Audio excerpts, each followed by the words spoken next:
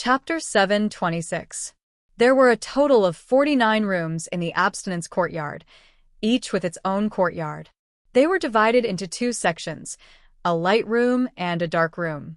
The light rooms were no different from ordinary rooms, while the dark rooms were stone chambers and secret rooms. If it was a minor offense, the offender would be confined to the light rooms and forbidden from leaving to concentrate on sword practice. If it was a serious offense, the offender would be imprisoned in the dark rooms until his sentence was over. No one was allowed to visit him while he was serving his sentence. Long Fei Ye's punishment was to face the wall and reflect on his misdeeds, which was equivalent to being imprisoned in the dark rooms. Old Kenzo had come in secret to give Long Fei Ye a few words, but Granny Yu was well aware of the situation. She arranged for Long Fei Ye to stay in the most secluded and safest abstinence courtyard. In front of Kenzo, Long Fei Ye hugged Han Yunxi, as if no one else was around. He had spoken a lot on the way here. This was the first time Han Yunxi had heard him speak so much in a single day since they were together. He had told her everything that needed to be told, as well as things that didn't need to be told. But now, he just hugged her quietly, very quietly. Han Yunxi hadn't had a chance to speak the entire way here. She was about to speak up when Long Fei Ye suddenly released her. "Wait for me. I will." Han Yunxi agreed. When she saw that he was about to let go, she hastily added, "Wait, I have something else to tell you." Long Fei Ye waited. Han Yunxi scooted closer to Long Fei Ye's ear and told him the secret behind the needle she'd given to Song Chiozi. Long Fei Ye nodded.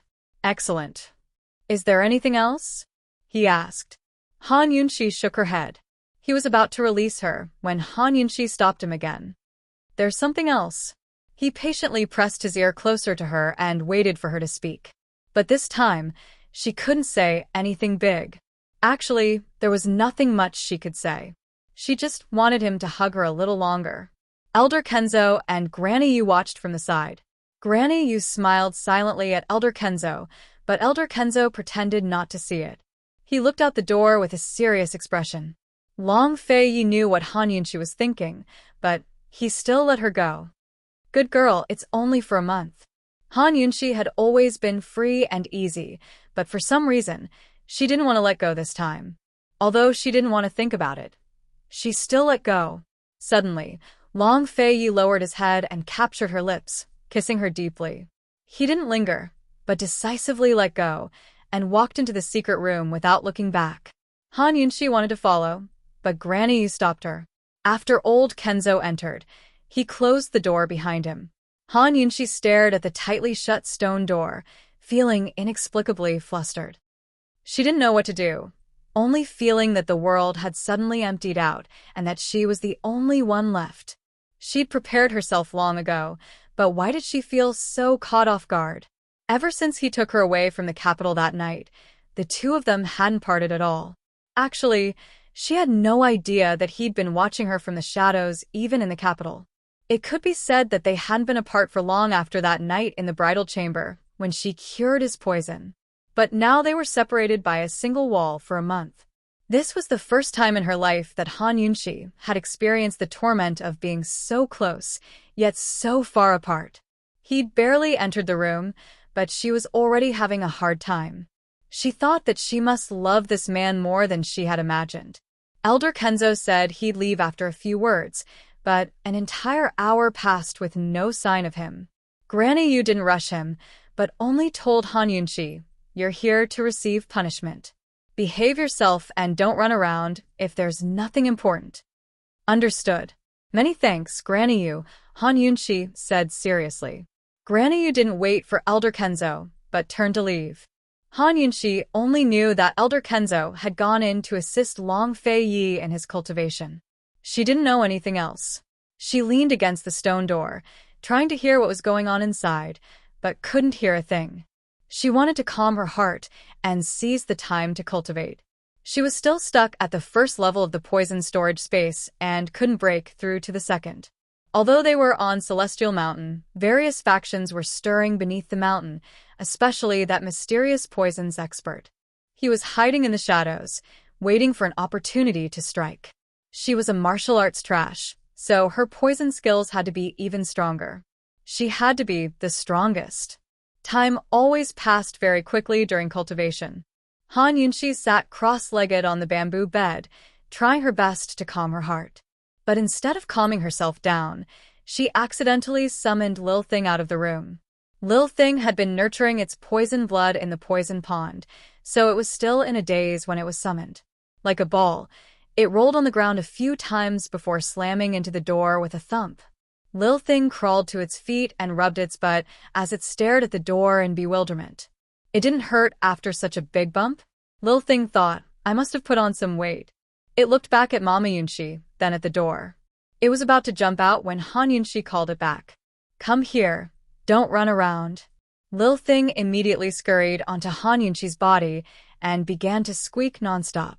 Han Yunxi didn't understand, so it used its nose to nudge Han Yunxi's white jade crystal bracelet, as if asking Han Yunxi, where's Papa Long? Why did he disappear? He's going into closed-door cultivation for a month, so we have to rely on each other for survival, understand? You're not allowed to run around or cause trouble. There's a lot of eyes on us. Han Yunxi pointed at the door to the secret room as she instructed in a low voice. Lil Thing didn't understand, but it knew Papa Long was inside. Neither the gentleman nor Papa Long was here. Fine, I'll protect Mama Yunxi. Thus, Lil Thing nestled in Mama Yunxi's arms and began to struggle with the question. Should I protect Mama Yunxi for the gentleman or Papa Long? I should be protecting the gentleman, but Papa Long hasn't thrown me out the window in a long time. If Han Yunxi knew what Lil Thing was thinking, would she kick it off Celestial Mountain? Lil Thing's mission was to protect her, all right? Did it need to protect anyone else? One day later, old Kenzo emerged. As soon as the stone door opened, Lil Thing scurried out of Han Yunxi's arms like a gust of wind. It wanted to barge into the secret room, but old Kenzo simply waved a hand and sent it flying out the door. This time, Lil Thing was in a lot of pain from the impact, but it still gritted its teeth and charged in. Unfortunately, the door to the secret room was already shut. Mama Yunxi was blocked in front of the door by an old man with a head full of white hair. Lil Thing had no idea who the old man was, but it rushed over and tugged at Mama Yunxi's robes while scratching at the stone door. It was anxious. There was a faint scent of blood in the secret room, but it could still smell it. Papa Long must be in trouble. Grandmaster, I'll just take a look, Han Yunxi begged. She didn't smell any blood, but she was worried about Lil Thing's restlessness. If you don't want to be a burden to him, then stay put and guard this place, old Kenzo said bluntly. Han Yunxi retreated without a word, making Lil Thing even more anxious. It wanted to attack old Kenzo, but Han Yunxi caught it in time and held it in her arms. Be good, he'll be fine. He's just in closed-door cultivation. Han Yunxi's comforting words calmed Lil Thing down. Old Kenzo glanced at Lil Thing curiously. This is a spirit beast that Faye gifted me, Han Yunxi replied. Even in front of old Kenzo, she couldn't reveal her poison sect identity. Old Kenzo had seen plenty of spirit beasts before, so he didn't think much of Lil Thing. He simply turned to leave. Han Yunxi stared at the stone door for a while before shutting it behind her. She had Lil Thing stand guard by the door and tell her as soon as someone came in. She found a hidden spot to sit on the ground and begin to cultivate. She believed that Long Fei Yi would be even stronger after a month, so she had to get stronger as well. Old Kenzo left in secret, so Song Chiozi's spies had no way to track him down. Long Fei Yi went to Abstinence Hall yesterday. Han Yunxi is staying there as well, the spy reported. Song Chiozi had just finished stabbing needles into his fingernails and was in so much pain that his head was throbbing. After a while, he recovered and said cold, "Old man will definitely pay back this debt with interest." He'd sent June Isia's blood samples and poison needles, but had yet to receive a reply. Without a choice, he could only follow Han Yunxi's instructions and stab his fingernails with needles every now and then to ease the pain. June Isia still hadn't recovered, so Song Chiozi had sent multiple poison doctors to check up on him. All of them came to the same conclusion: his abdomen had been poisoned, but there was no cure. Aside from his abdomen, there were no other areas poisoned. As the pain in his abdomen subsided, Song Chiozi stopped pinning his hopes on Jun Yixia. 3 days later, the poison in his abdomen was completely gone. He didn't feel any pain at all. Actually, Jun Yixia hadn't received Song Chiozi's letter at all because it had fallen into Bai Yanqing's hands. Jun Yixia was still with the Wintergrow clan, plotting against Northern Li's crown prince and second imperial prince while communicating with the barbarians about the horse trade. He knew nothing of his master's actions during this time. All his thoughts were on the horses. As long as he could get his hands on them, Northern Li would be able to get involved in the war between the three countries. After staying in Northern Li for so long, he still hadn't stirred up any trouble between Long Fei Yi and Han Yunqi. His heart was itching for action. The grasslands in April were indescribably beautiful. Wild flowers dotted the fields like stars in the sky. Rather than grasslands, it was more appropriate to call this a field of flowers. The most beautiful part of the grasslands was none other than Flower Lake. Flower Lake was a lake filled with blooming flowers. Aquatic plants grew wildly on the surface of Four Moon Lake, causing large swaths of them to float in the air. Colorful flowers bloomed on the surface, stretching as far as the eye could see. Nothing could be more beautiful than a fairyland in the human world. Bai Yanqing sat in a skiff and fished in Flower Lake. Soon enough, he caught a fish that was black all over.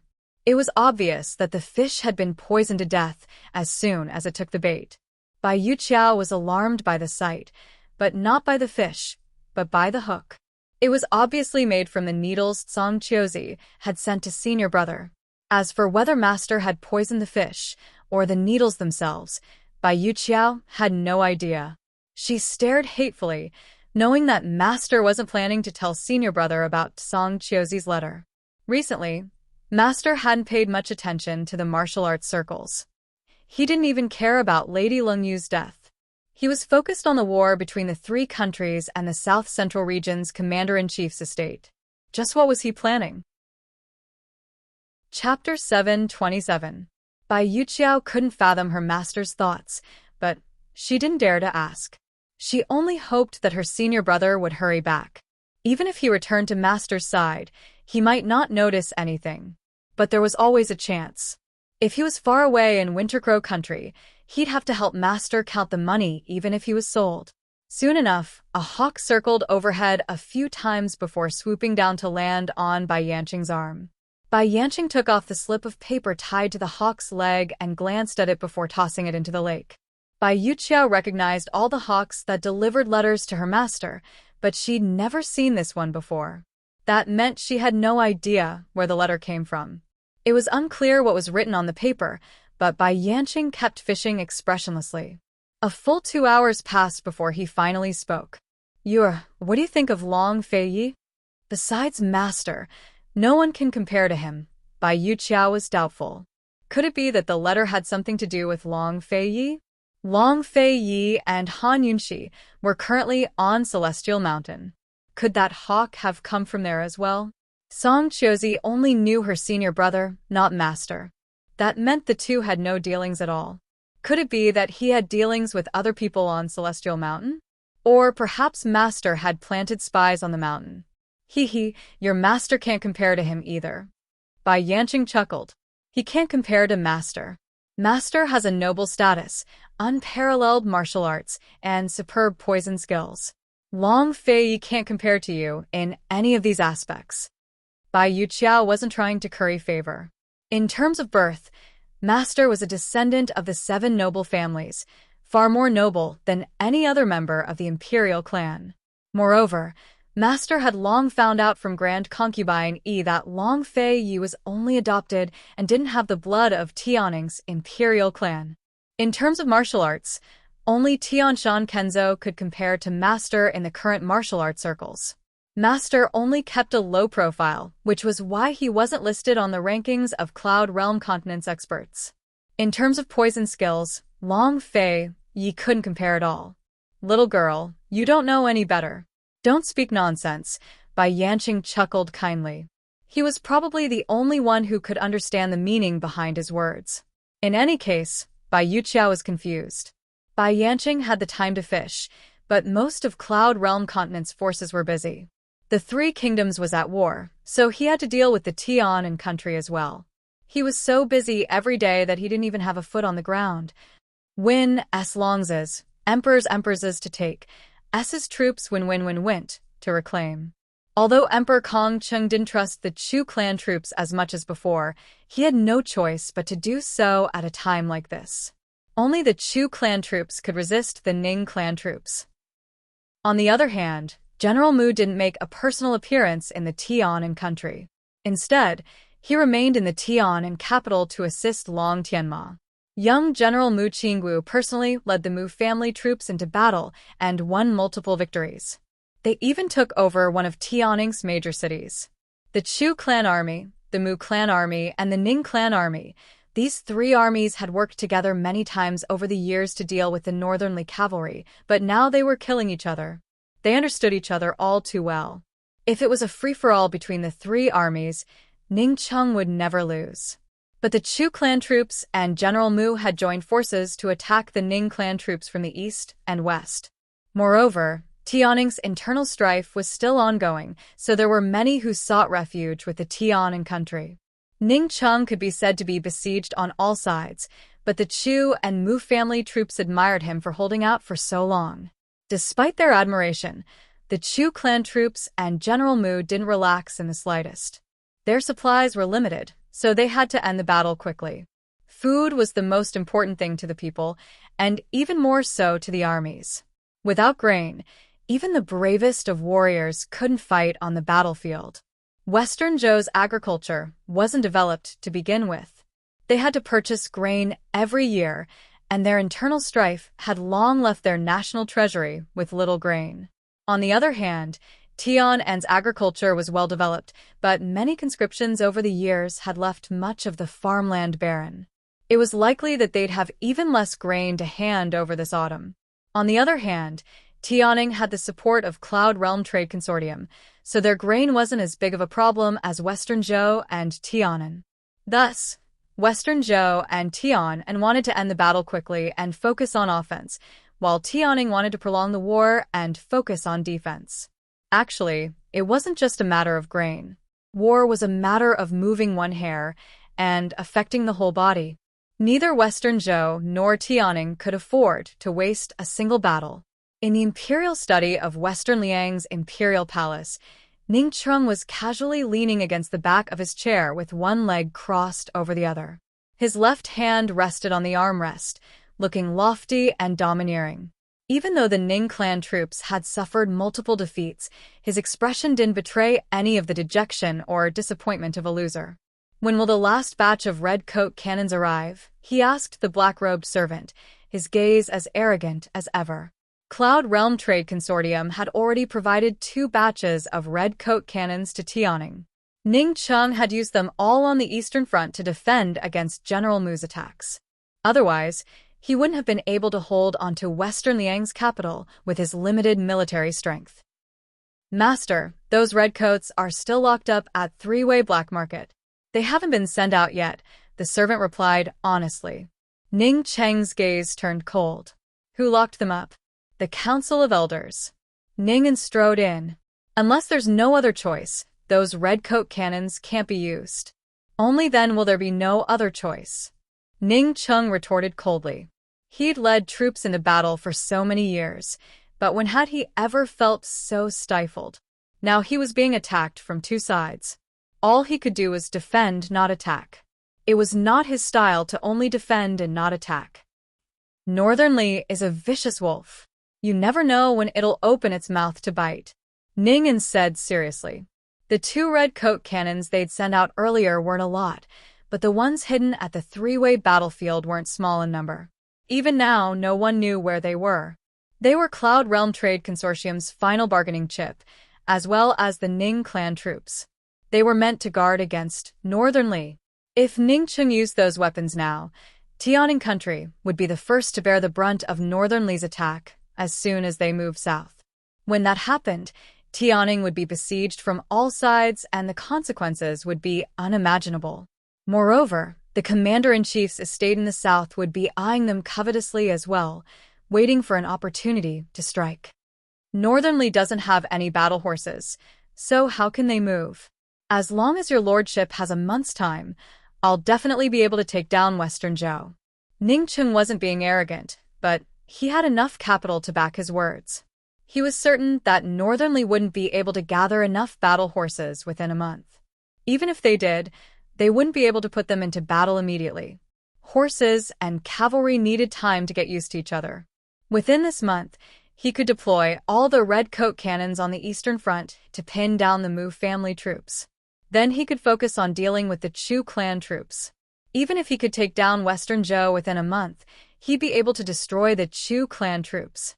Once that happened, Western Zhou would no longer be a threat. No, you can't take that risk.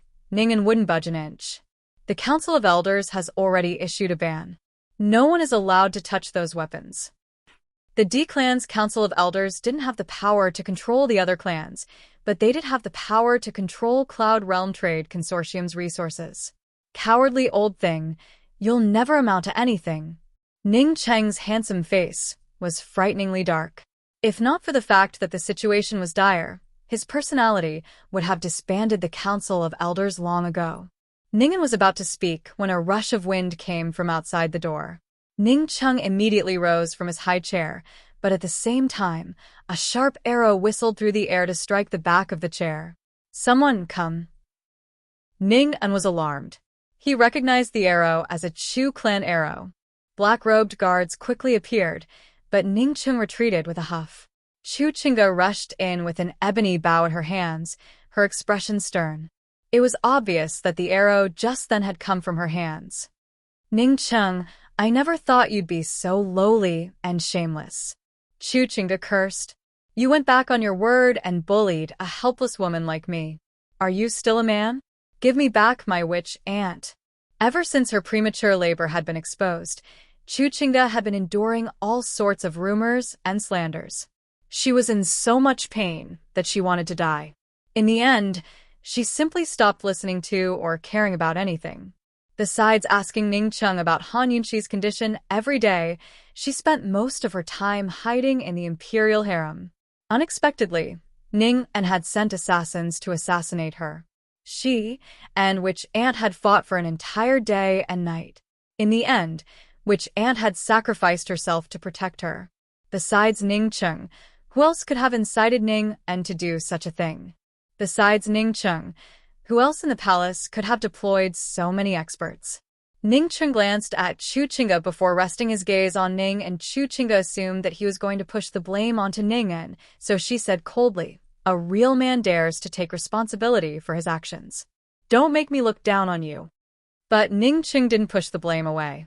Instead, he asked coldly, "Why is she still alive?" Chu Chinga sucked in a cold breath before drawing her bow. "Ning Cheng, I'll kill you." Unfortunately, she wasn't as fast as Ning Cheng. Before she could fire a full arrow, Ning Cheng had already caught hold of the arrowhead. "You went back on your word, foul creature."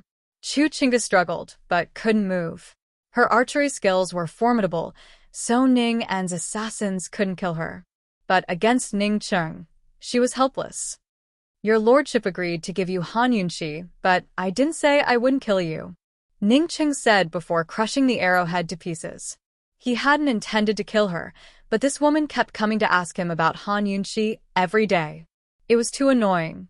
Chu Chinga was tongue-tied for a while before she cursed Ning Cheng. Scoundrel.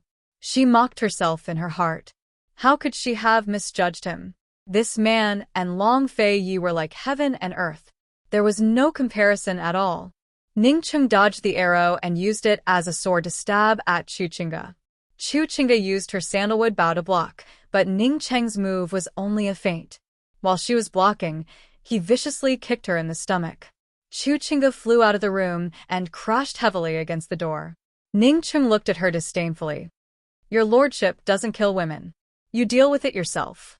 He was in a fit of anger, so Chu Chinga was simply seeking death by barging in. Without a word, Chu Chinga crawled to her feet and prepared to flee. Unfortunately, the door was already filled with guards. Chu Chinga gripped the bow in her hands as she hesitated. If she used the driving arrow arts, she might be able to escape, but where would she go? Who would help her deal with Han Yunxi? Seeing the guards surround her, Chuchinga finally turned to face Ningcheng. Ningcheng, tell me, are there any survivors of the Shadow Clan? Chuchinga knew nothing about the Nether and Shadow clans, but Witch Ant had told her everything before she died. Witch Ant said that even if she was a traitor to the Nether clan, she couldn't die in vain at the hands of the D clan. Witch Ant said that this secret could threaten Ningcheng and save her life. Chapter 728. The Shadow Clan. Ningcheng never expected Chuchinga to bring that up. The Shadow Clan was the Shadow Guard of Western Qin's imperial clan and the most loyal of the 7 noble families. Back then, Chu Yuni had told him the secret of the Phoenix birthmark and offered to cooperate with him. He'd asked the Shadow Clan about it, but Chu Yuni hadn't said a word. Now it looked like Chu Yuni had lied to him. Now the Nether clan had exposed the secrets of the 7 noble families, while only the Chu clan knew about the Ning clan secrets. Ningcheng had been worried that Chu Tianyin would reveal the Ning clan secrets, but the man had been focused on the war after colluding with the Long Tianma. He'd forgotten about the Nether and D clans. Did the Nether clan's Chu clan know about the Shadow clan's whereabouts long ago, or did the Shadow clan's descendants seek them out of their own accord? What do you want to say? Ningcheng asked coldly. What do I want to say? Chuchinga laughed coldly. What I want to say depends on my mood. If I'm in a good mood, I'll say more. If I'm in a bad mood, hee. Ningcheng understood her meaning and immediately dismissed all the guards outside. Still, Chuchinga didn't buy it. Ningcheng's attitude told her that Witch Ant's words were right. The chips in her hands were enough to suppress Ningcheng completely. She didn't know how Witch Ant had found out about these things, but she was certain that her father, uncle, and even big brother had kept many secrets from her. Thinking back, Chuchinga realized that she really had been nothing more than a chess piece. Even Witch Ant, who doted on her, had passed away, which only strengthened her resolve.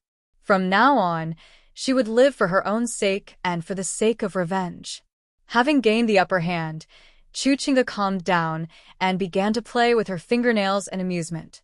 Slowly and deliberately, she said, Ningcheng, our previous deal wasn't pleasant at all.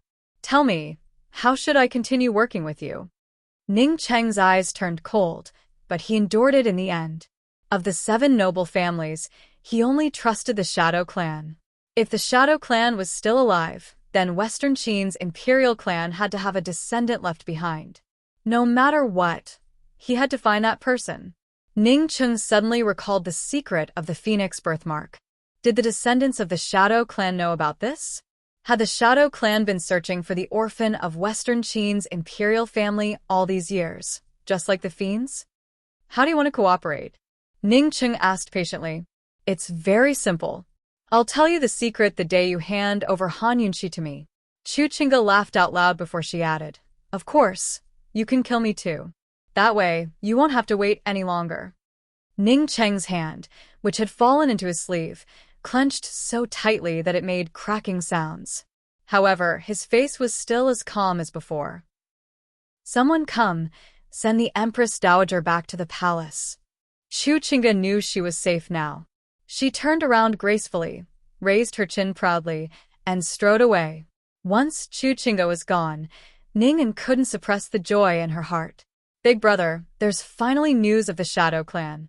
We'll immediately send someone to kidnap Han Yunxi.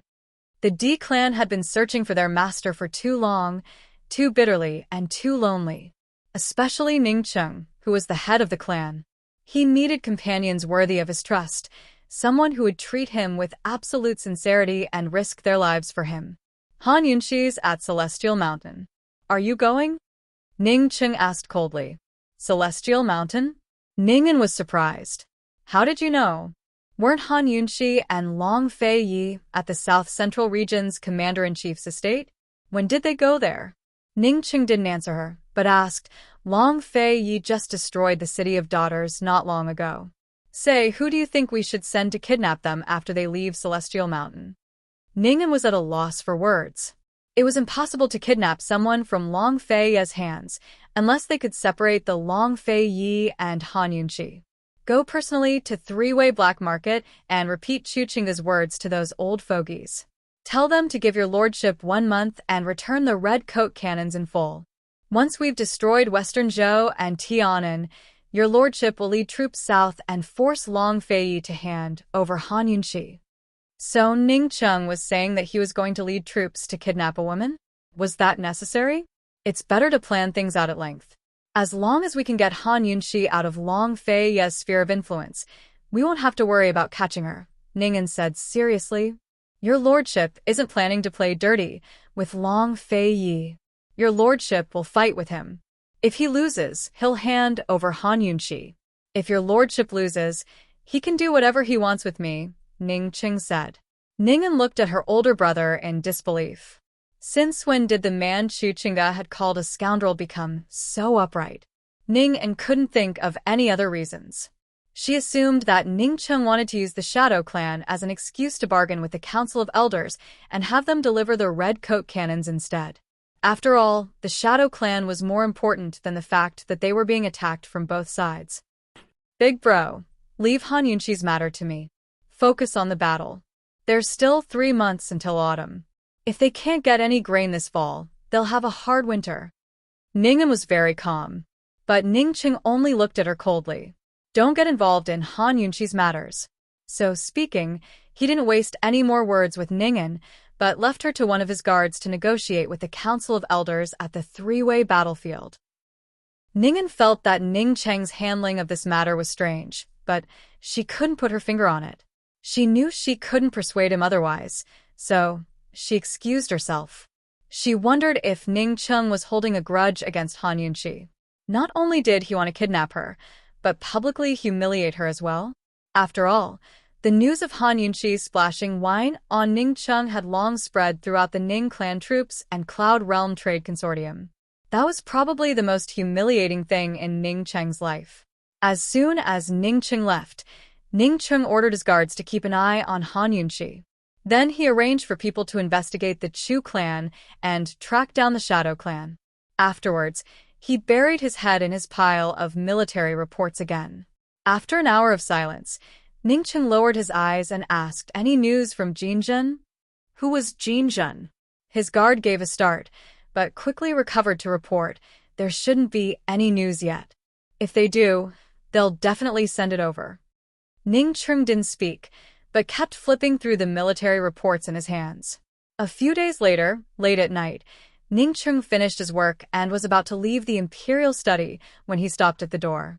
Coldly, he asked, "Is there anything you haven't reported recently?" No. We've handed over all the military reports we've received. The Council of Elders is still negotiating with them, but there's been no progress on the Shadow Clan matter, the guard reported. Ning Cheng's face was expressionless as he left without a word. Soon enough, the guards outside the door began to whisper among themselves. Chu Qingge hasn't come to make a fuss recently. It's much quieter these days. At least we don't have to hear Han Yunxi anymore. It's so annoying. It's so scary when a woman hates another woman. Do you think Chu Qingge doesn't know about our master being splashed with wine? She brought up the name Han Yunxi to the master every day, so it's no wonder the master wanted to kill her. Serves her right. Chu Qingge's sudden absence makes me feel like something's missing. While Ning Cheng was searching for the Shadow Clan, Gu Beiwei was in the Duke of Qin's estate, observing Grand Concubine's condition while studying a map of Cloud Realm continent. He kept a close eye on the movements of the three nations, especially Tianning's Ning clan troops. Gu Beiwei knew that the Ning clan troops, backed by Cloud Realm Trade Consortium, were the hardest to deal with compared to the Chu and Mu family troops. Because Gu Beiwei had moved into the Duke of Qin's estate, Bailey Mingxiang had grown wary of him. Ever since Han Yunxi and Long Feiyi left, she'd been living at Pill Fiend Pharmacy with Mu Ling, as her companion. Without the Duke of Qin's orders, no one was allowed to approach the Ancestral Hall. Su Xiuyu might have wanted to poke Gu Beiwei and Bailey Mingxiang's heads, but she didn't dare to cross the line. She had been thinking of ways to lure Gu Beiwei out of the Ancestral Hall before luring Bailey Mingxiang back. Today, Zhao Mama was about to deliver medicine to the Ancestral Hall when Su Xiuyu stopped her. Mama, can Dr. Gu stand up yet? Zhao Mama looked at her doubtfully. Our little Yu-ers learned how to care for people today. I don't care about anyone else but Master. If Dr. Gu can stand up, Master will definitely be very happy. Su Xiuyu's words weren't false, but she had other intentions. Unfortunately, Zhao Mama missed her main point. So you don't even care about an old bag of bones like me? Zhao Mama had always doted on Su Xiuyu as her own granddaughter. After the girl lost her memories, Zhao Mama felt like it was heaven's will and treated Su Xiuyu as her own granddaughter.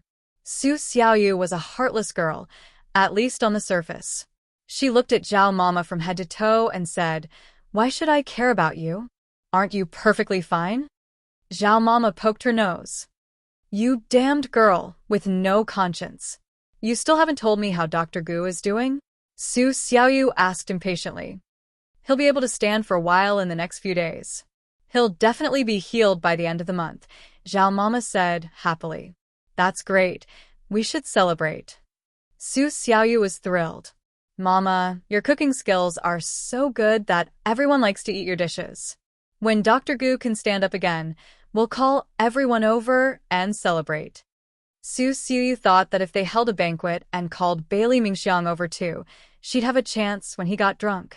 As soon as Granny Zhao was praised for her culinary skills, her heart was filled with joy. She immediately agreed. "All right, I'll tell Chu Brat about this." Chu Boy was Chu Shifeng. Calling everyone over to the estate would require Chu Shifeng's approval as the head of the guards. Su Xiuyu grinned from ear to ear. She knew that Zhao Mama would definitely be able to handle Chu Shifeng. After watching Zhao Mama leave, Su Xiuyu was so happy that she couldn't close her mouth. As long as Bailey Mingxiang marries Gu Beiyue, she'll have to move to Pillfiend Pharmacy and never see His Highness, Duke of Qin again. As time went on, Bailey Mingxiang naturally stopped harboring such thoughts. As long as she didn't harbor such thoughts, she wouldn't hurt her mistress. She wouldn't fail to live up to her master's kindness in saving her life and taking her in. What's the best and fastest way to forget someone? Get used to another person, of course. Su Xiuyu was in a great mood as she skipped out the door towards Pillfiend Pharmacy. Soon, she saw a familiar figure at the entrance of the small alley. Lady Helian, she muttered to herself. She saw Lady Helian talking to someone, but her back was the only thing she could see. She couldn't see the person's face in the shadows.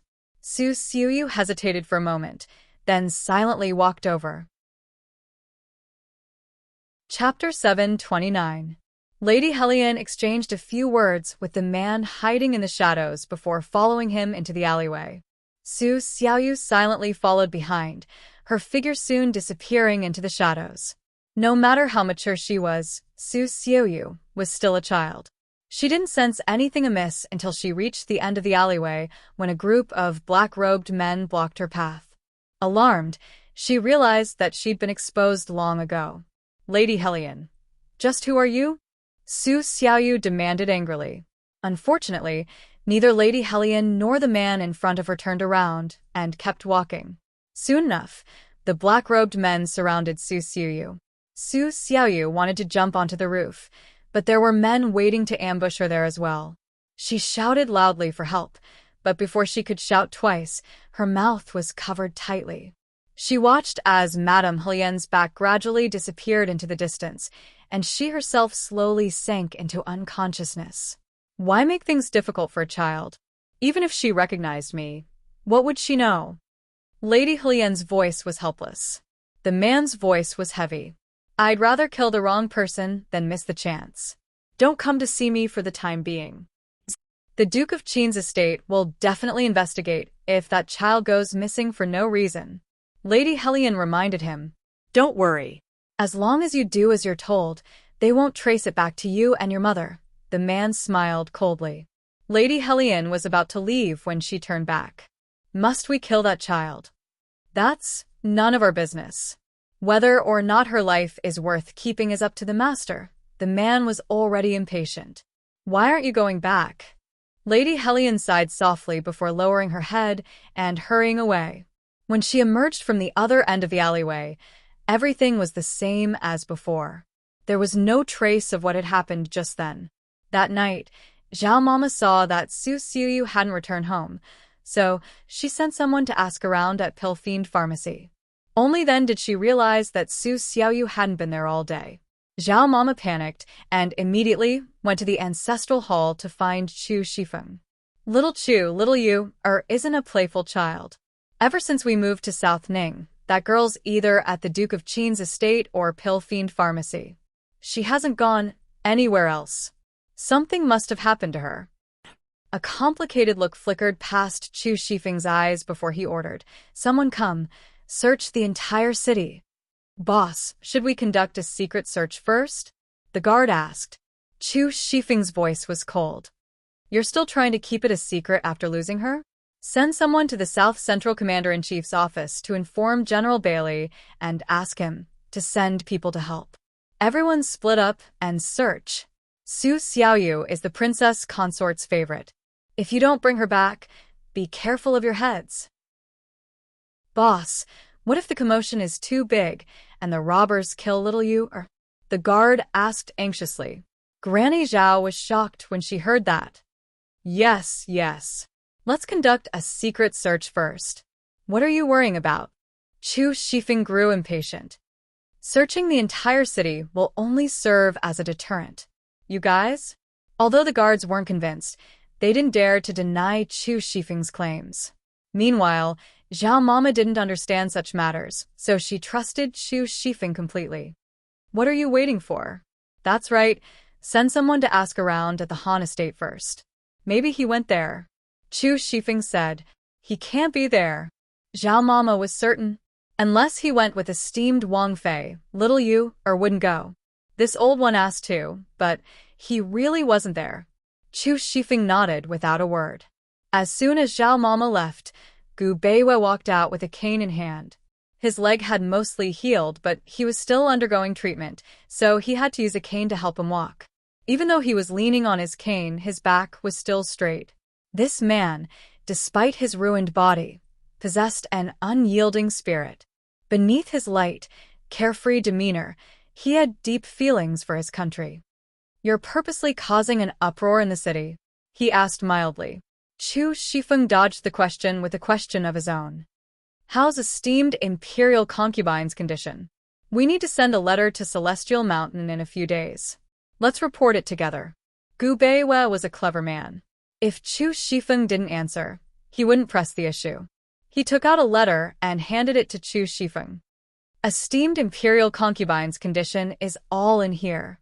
As Gu Beiwei predicted, news of the Duke of Qin's servant girl's disappearance spread like wildfire throughout the city overnight. Everyone from high-ranking officials and nobles to the common folk knew about it. Unfortunately, the Duke of Qin's guards and the South Central Region's Commander-in-Chief's estate searched for 3 days and 3 nights without finding anything. 3 days later, the news reached Han Yunxi's hands. Han Yunxi had been cultivating in seclusion for days. As soon as she heard that Su Xiaoyu had gone missing and that her search was fruitless, her calm heart was filled with waves. Why had Su Xiaoyu gone missing? Had she left of her own accord, or been kidnapped? Su Xiaoyu had been loyal and devoted ever since she lost her memories. Why would she leave on her own? If she was kidnapped, who could it be? Why did they have to kidnap Su Xiaoyu of all people? Han Yunxi worried about Su Xiaoyu's safety as well as the conspiracy behind her disappearance. If Su Xiaoyu had been kidnapped, then there had to be something fishy going on. Han Yunxi immediately wrote a letter for Chu Shifeng to ask Chu Tianyin about the matter. Very soon, she received a reply saying that Chu Tianyin had no idea. Han Yunxi thought that the 2 elders of the Chu clan were still in Long Fei Ye's hands, while Chu Tianyin was busy with the war. There was no need for him to use a servant girl for a plot. If Su Xiaoyu had recovered her memories and left on her own, then she would have gone to find Chu Tianyin. Han Yunxi was almost certain that Su Xiaoyu had been kidnapped. Long Fei Yi was in closed-door cultivation, so she couldn't leave Celestial Mountain. She could only leave the matter to Chu Shifeng to deal with. Han Yunxi only hoped that Su Xiaoyu would be smarter. With her temper, how much suffering would she have to suffer if she talked back to the kidnappers? Han Yunxi, was about to destroy the letter when Lil Thing suddenly jumped up and snatched it up, then ran off to the side to gnaw on it. Han Yunxi tilted her head and asked thoughtfully, "You can even gnaw on something like this?" Lil Thing had been acting very strange recently. It wanted to gnaw on everything it saw. If Han Yunxi hadn't stopped it, it would have gnawed on everything in the room, including the wall of the secret room. Han Yunxi wouldn't allow Lil Thing to break anything in the abstinence courtyard, so it could only grind its teeth with its claws. It didn't take long for Lil Thing to gnaw on the letter into tiny bits. It gritted its two front teeth at Han Yunxi to show that it wasn't enough. Han Yunxi scooted over and pried open its mouth for a closer look. "You don't have any teeth. Just what's wrong with you?" A whoop. Lil Thing began to cry out instead of squeaking, as if to express its dissatisfaction. If she wasn't familiar with it, she really would have been scared by its cries. It sounded like a wild beast in the forest. "Sure, keep your voice down. It'll be over if you attract the attention of outsiders," Han Yunxi warned. Lil Thing didn't dare to cry out anymore, but pounced on her instead. It seemed to want to act spoiled, but it kept rubbing against her like crazy. "You've eaten a lot today. If you keep eating, I'll go bankrupt." Han Yunxi was serious. Lil Thing didn't listen and kept rubbing against her. If it kept rubbing against her, Han Yunxi's clothes would definitely be torn apart. In the end, she had no choice but to put Lil Thing into the poison storage space and let it continue gnawing on the poisonous grass. Not long after, the poisonous grass in the poison storage space decreased by a large amount. Han Yunxi's heart ached. She thought for a long time and muttered to herself, "Could it be that it's in heat?" At this time, there was a sudden commotion outside. Han Yunxi was curious and walked into the courtyard to listen. The noise was even louder. It didn't sound like something was happening in the abstinence courtyard, but in the heavenly sword hall. Although she was curious, Han Yunxi didn't take a step out of the courtyard. Long Fei had already been in closed-door cultivation for more than 10 days. Other than going around after meals, she was always cultivating. Sometimes, she even forgot to eat 3 meals. No matter how noisy it was all Heaven Mountain and had nothing to do with her. Han Yunxi was about to enter her rooms when a servant girl brought in a bowl of sweet soup. "Esteemed Wang Fei, the weather's been hot recently. This servant has made mung bean and lily soup for you to relieve the heat." "Many thanks." Han Yunxi accepted the bowl without a word. The kitchens had never given her such benefits aside from 3 meals a day. But the servant girl said, "Esteemed Wang Fei, your poison skills are so formidable. You must have heard of ice snakes, right?" Han Yunxi's heart gave a start. Of course she knew about ice snakes. They were a rare type of poisonous snake that lived in the snowy highlands. Anyone bitten by them would be poisoned by cold poison and freeze to death. "Never heard of them," Han Yunxi said mildly. "Esteemed Wang Fei, a bunch of ice snakes suddenly appeared in the heavenly sword hall. Some people were even bitten. I don't know how they're doing now," the servant girl added. Han Yunxi didn't speak, but carried the bowl of sweet soup into her rooms and closed the door behind her. They wanted to trick her out of the abstinence courtyard with such little tricks. Duanmu Yao and Song Qiuzi had underestimated her IQ. Still, it had to be said that they'd paid a heavy price to find these ice snakes. Han Yunxi enjoyed her mung bean soup as she stared at the closed stone door. At first, she took her time tasting the soup, but as she stared and stared, she suddenly stopped eating and stood there in a daze. Still, she quickly recovered her senses and sat down in front of the door to continue cultivating. "Long Fei, you must be working very hard these days." She couldn't just sit there and do nothing. She had to catch up to him. But Long Fei Yu wasn't working hard at all. He was risking his life. The secret room was empty and dim. Long Fei Yu was half naked as he sat on the floor. His features looked especially cold in the dim light. His eyes were shut, and even his eyelashes were damp with sweat. He was quiet, but his body was telling the tale of the torment he'd endured over the past 10 days. What did it mean to be covered in cuts and bruises? His naked, strong upper body was covered in whip wounds of varying depths. It was a ghastly sight. Han Yunxi would be wailing if she saw it. What did it mean to be covered in cuts and bruises? Day after day, injuries piled on top of injuries. Did that count? Suddenly, a powerful force erupted from Long Fei's body. It was shapeless yet tangible, but it pressed down on the walls of the secret room until they twisted. At this moment, Long Fei was extremely weak. All of his internal energy had been sucked dry, making him so weak that he couldn't withstand a single blow. Still, he stood up resolutely and pulled out the whip from his waist. With a vicious flick, the powerful force gathered on the whip.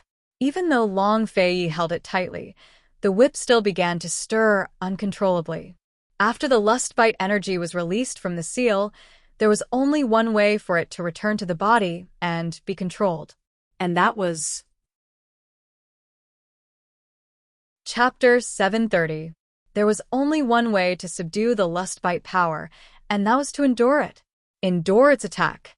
After releasing the lust-bite power, Long Fei would have a short period of weakness. He would lose all his inner strength and would gradually lose his strength. His body would be like a bag of skin that could be blown away by the wind.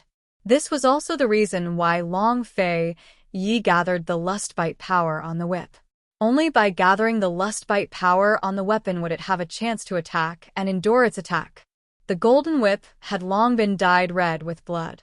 It was restless in Long Fei's hands. It was a bloodthirsty demon, a life-reaping demon, a lord of judgment. Suddenly, the tip of the whip flew up. Long Fei did not hesitate to let go.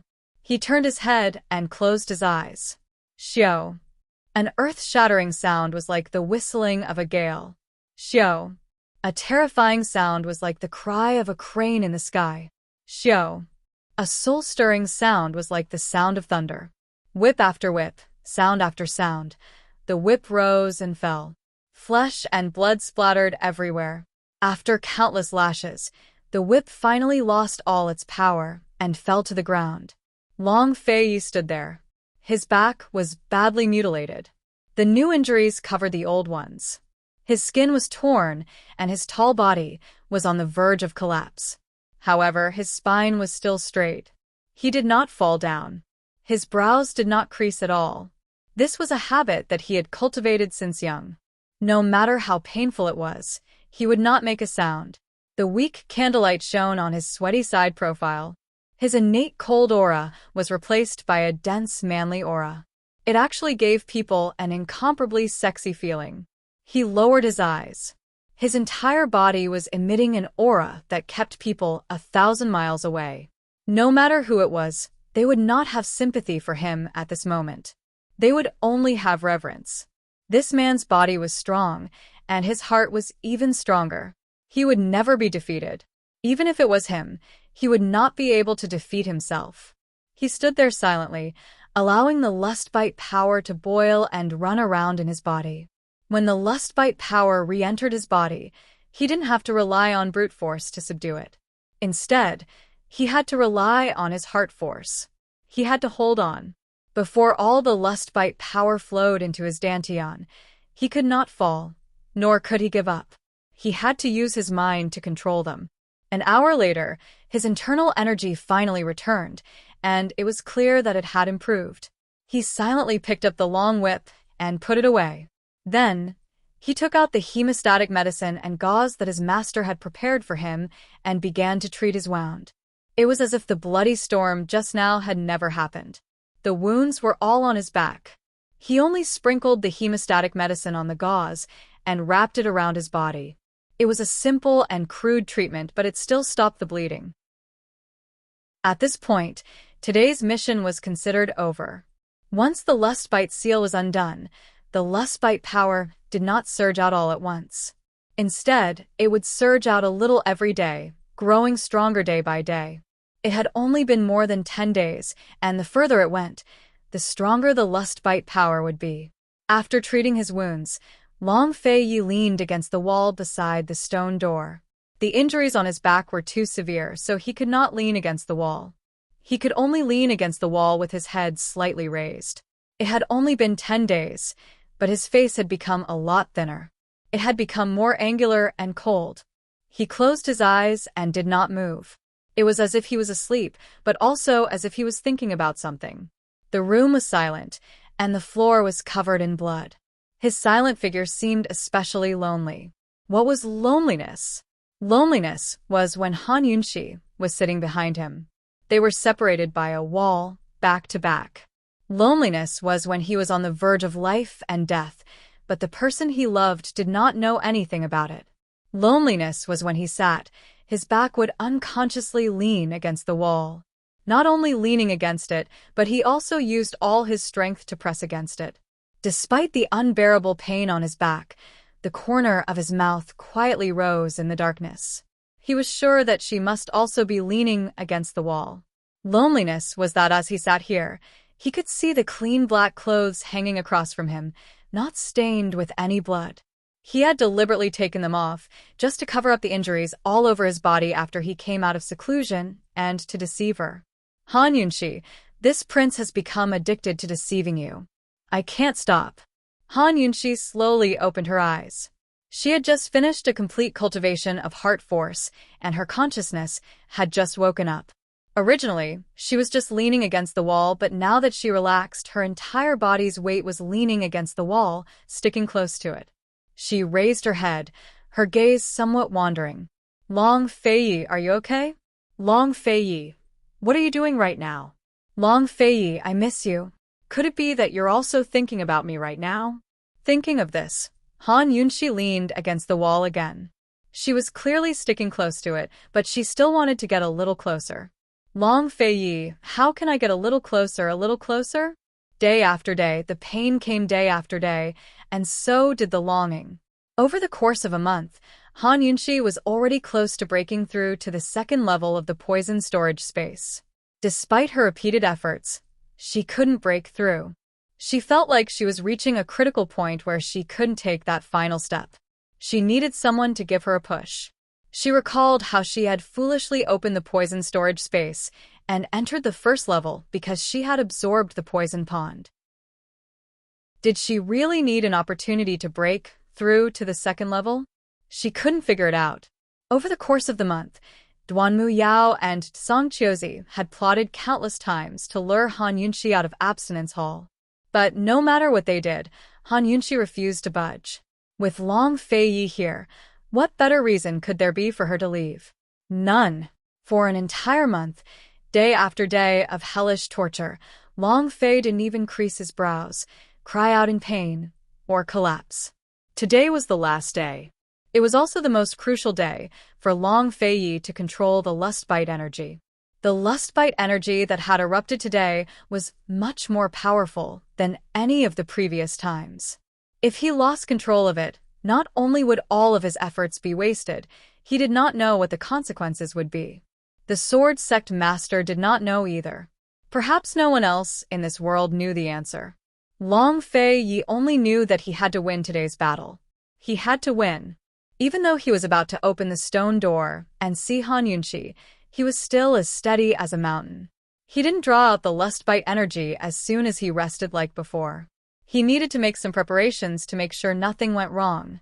Meanwhile, outside the stone wall, Han Yunxi had long lost interest in cultivating. 2 days ago, she had pulled out a chair and sat in front of the wall to stare at it. The brilliant Han Yunxi was nothing but an idiot. If she wasn't facing the wall, what was she? She was laughing. No, to be exact, she'd been laughing for 2 days. She had no idea what Long Feiyi had gone through in the secret room, or how dangerous it had been. She always assumed that Long Feiyi had only received Elder Kenzo's guidance to cultivate in preparation for the ranking matches. She assumed that the real danger lay in his duel with Song Qiuzi. Thus, she was certain that Long Feiyi's martial arts would improve greatly when the time came and he'd come out unscathed. She rarely dolled herself up, but today she put on light makeup and combed her hair into a princess hairstyle. She used a purple jade hair ornament to change into a dreamy purple dress and white gauze around her wrists. Purple was his favorite color. She had excellent foundations to begin with, so a little dressing up made her devastatingly beautiful. She didn't lose out to Duanmu Yao's former beauty in any way. Moreover, she had a natural air of nobility, a peerless elegance between her brows, and a bearing in her bones that Duanmu Yao would never be able to match. The only thing that didn't match her fairy-like appearance was the smile on her face. That smile could be called a silly grin. If Long Fei saw it, he'd definitely stroke her bangs dotingly and curse her for being stupid again. Han Yunxi was waiting, as were Song Qiuzi and Duanmu Yao. Long Fei Yi would be released from Abstinence Hall today after serving his sentence. 3 days later would be the Kenzo ranking matches. Ever since Song Qiuzi's poison was cured, he'd been preparing for the matches. He was already the second strongest on Celestial Mountain, while Kenzo wouldn't be participating. Thus, he'd definitely take first place. Still, he didn't relax. He was very clear that strength determined the loyalty of his subordinates. He wanted to display his most powerful martial arts skills to win over the Celestial Mountain disciples and show the heretical sword sect that he was worth cooperating with. Long Fei Yi's trip to Celestial Mountain this time can't be simple, Song Qiuzi said worriedly. Duanmu Yao didn't reply. Over the past month, she'd spent most of her time observing Han Yunxi while helping her master recover. She'd spent a lot of effort setting up multiple traps, but Han Yunxi hadn't taken a single step out of the Abstinence Hall. The Abstinence Hall was anti-use territory. She'd spent a lot of effort to bribe the servant girls there to say a few words in front of Han Yunxi, but it was all to no avail. After today, Long Fei Yi's sentence would be over. Once Long Fei Yi left Abstinence Hall, it'd be even harder to kill Han Yunxi. Duanmu Yao told herself that no matter what, she could miss out on today. If he can kill Lady Lingyu, then he has the strength to participate in the ranking matches. That brat, he's planning to join them. Song Qiuzi muttered to himself before breaking into a cold laugh. So what? Even if he kills the 4th and 3rd ranked Qi Zonglin and Tang Zijin, he still doesn't have the skills to fight against the old man. Seeing Duanmu Yao's restlessness, Song Qiuzi pulled her close. Yao Yao, what are you thinking about? Duanmu Yao felt goosebumps all over her body, but she could only endure. In a low voice, she said, if I miss out on today, it'll be harder to kill Han Yunxi. What, you still can't deal with your master? Song Qiuzi laughed coldly. Or, did Han Yunxi steal him from you? Duanmu Yao's gaze turned cold at his words, her eyes emanating killing intent beneath her mask. She viciously broke free of Song Qiuzi's grasp and turned to leave. Just you wait, Han Yunxi won't live past today. It wasn't that she couldn't deal with her master, nor that he didn't dote on her, but that his condition had been very unstable these days. She didn't dare to provoke him too much. But today, she was going to risk it all. No matter the price, she had to get rid of Han Yunxi before Long Fei Yi came out.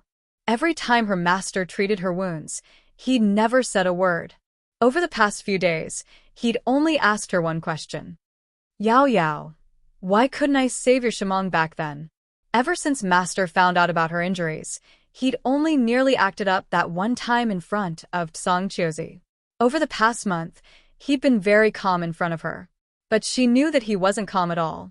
He was just suffering so much that he couldn't speak.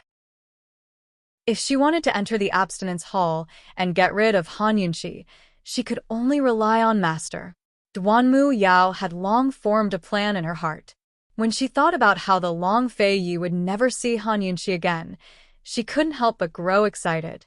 After leaving Lockhart Courtyard, she headed straight for the peak of Celestial Mountain and Nine Xian Hall to find her master. Chapter 731. That's right. Duanmu Yao had flown straight to the Ninefold Palace to find her master. With her master's help, she'd managed to recover some of her qinggong, but it was only the recovery. Her dantian was obviously heavily injured, and she was unable to gather qi. However, she did not know how her master did it. After repeatedly transferring qi to her, her dantian's injuries actually recovered by 20%. When she recovered, she could vaguely hear her master muttering to himself about finding something to heal her. She wasn't worried about her martial arts at all. She knew her master would have a way to save her. The Ninefold Palace was the last floor of the Nine Mystical Palace. It was also where Elder Kenzo lived. Even Duanmu Yao didn't dare enter this place. But today, she'd clearly lost her mind. 9 dragon-headed locks locked the doors to the ninefold palace. Duanmu Yao was secretly delighted.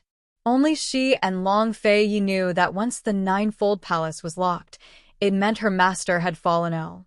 Every time her master fell ill, he would lock himself in the ninefold palace while he was still conscious. Before Duanmu Yao could speak, a shadow guard appeared. Princess Duan, without master's permission, no one is allowed to enter. Please return. I have something to discuss with master. Open the lock immediately. Duanmu Yao ordered. Princess Duan should know the rules of the ninefold palace. Please don't make things difficult for this subordinate. Duanmu Yao was even more certain that her master had fallen ill. Excellent. She'd originally planned to provoke her master and draw him out of his madness. Now, it seemed she could save a lot of effort. As long as her master didn't interfere, she could kill Han Yunxi without fail. Killing Han Yunxi was a matter of acting first and asking later.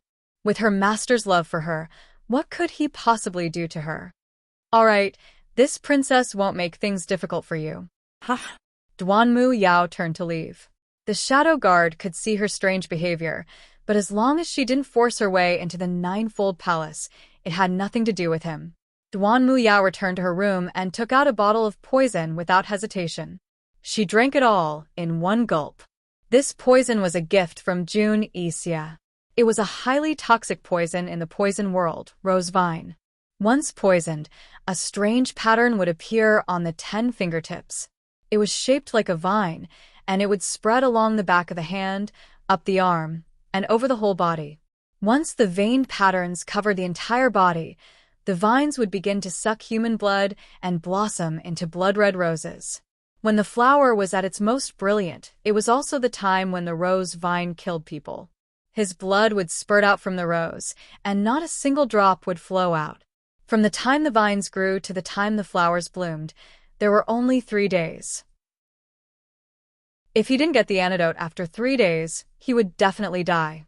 Jun Yixia had given Duanmu Yao the antidote when he had given her the poison, but Duanmu Yao had said that once she used the poison, she would not give it to anyone else. She never thought that there would be a day when she would use the rose vine on herself. 3 days was enough for her to risk everything and gamble. If Han Yunxi didn't die, then she would. Duanmu Yao's lips curved up into a cold smile as she watched the vines spread across her fingertips. Then she headed straight for Lockhart Courtyard to find Song Chiozi. It wasn't clear what she said to him, but he only asked, "This is an excellent idea. But are you sure your master won't suddenly emerge from closed-door cultivation again? At least not today. I swear on my life." Duanmu Yao spread her hands to show Song Chiozi her resolve. Every time his master fell ill, he would stay at Nine Xian Palace for a few days, even if he recovered on the same day. Song Chiozi was very satisfied. Good. Yao Yao, it didn't disappoint old man after all. Duanmu Yao smiled until she suddenly burst into tears. Master, please save Yao Yao.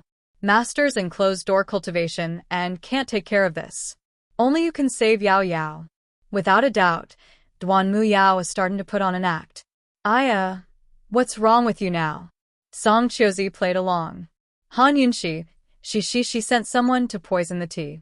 She wants to kill me. Duanmu Yao really did cry. Preposterous.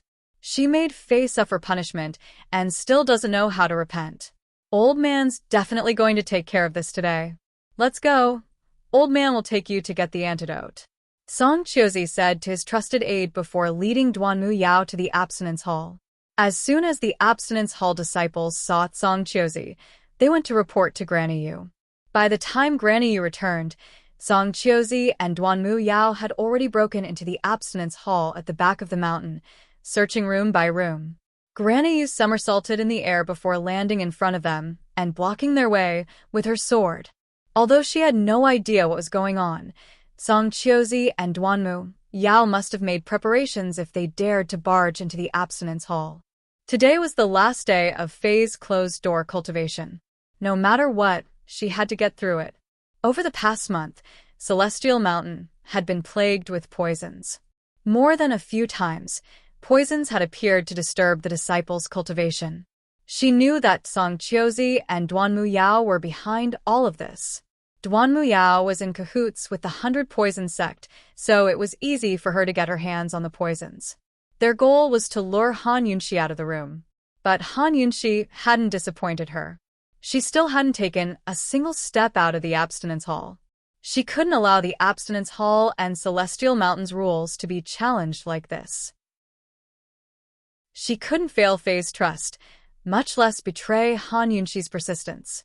As soon as Granny Yu unsheathed her sword, her 10 disciples chased after her and unsheathed their swords to protect her. Granny Yu, what do you mean by this? Song Qiuzi demanded. I was just about to ask you, what do you mean by barging into the Abstinence Hall and Abstinence Hall? It doesn't matter if you look down on my Abstinence Hall's rules. That's because I'm the hall head, so my words carry little weight. As Granny Yu spoke, her tone turned cold. But the Abstinence Hall's rules are Celestial Mountain's rules. As an elder, you're leading the charge to flout the rules, so this old woman has to deal with you. As soon as she finished, she ordered the disciples by her side. Go to the peak and invite Master here. Granny Yu was very clear that she was no match for Song Qiuzi, so she could only stall for time. She had already sent for the sect head as soon as she received the news, so her words were meant for Song Qiuzi and Duan Muyao to hear. Duan Muyao feigned weakness and didn't argue, but she was laughing in her heart. You want to use Master to scare me? Save it. Song Qiuzi glanced at Duan Muyao and saw that she didn't believe him, which only gave him more confidence. Inviting senior brother here is the best. Let senior brother be the judge of today's events. What is it? Granny Yu asked. Song Qiuzi gave a cold snort. Han Yunxi sent someone to poison Yao Yao's tea. Nonsense. Granny Yu denied immediately. How long were they going to play the same trick? Han Yunxi is accompanying her punishment in the Abstinence Hall. For the past month, she hasn't taken a single step out of the hall. This old woman can testify for her.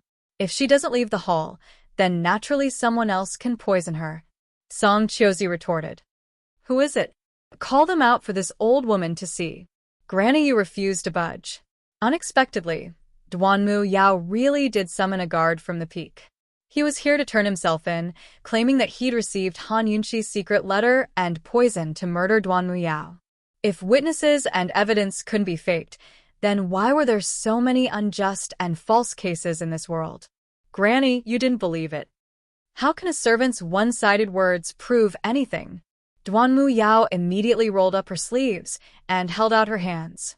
By now, the vines had crawled out from the backs of her hands and extended up her arms. Granny Yu didn't understand poisons, but she could tell that this was no ordinary poison. I've already had a poison doctor examine her. This is a hypertoxic rose vine. If poisoned for 3 days without an antidote, she'll die without a doubt. It's an extremely rare poison, so not many people have seen it before, Song Qiuzi said coldly. Besides Han Yunxi, who else on Celestial Mountain would have a poison like this? Duan Muyao said in a choked voice. Auntie Yu, I came today not only to ask for an antidote but also to seek justice. I've already told your disciples that I had no intention of forcing my way in. A complicated look flickered past Granny Yu's eyes. The poison on Duan Muyao's hands was so obvious that it couldn't be faked.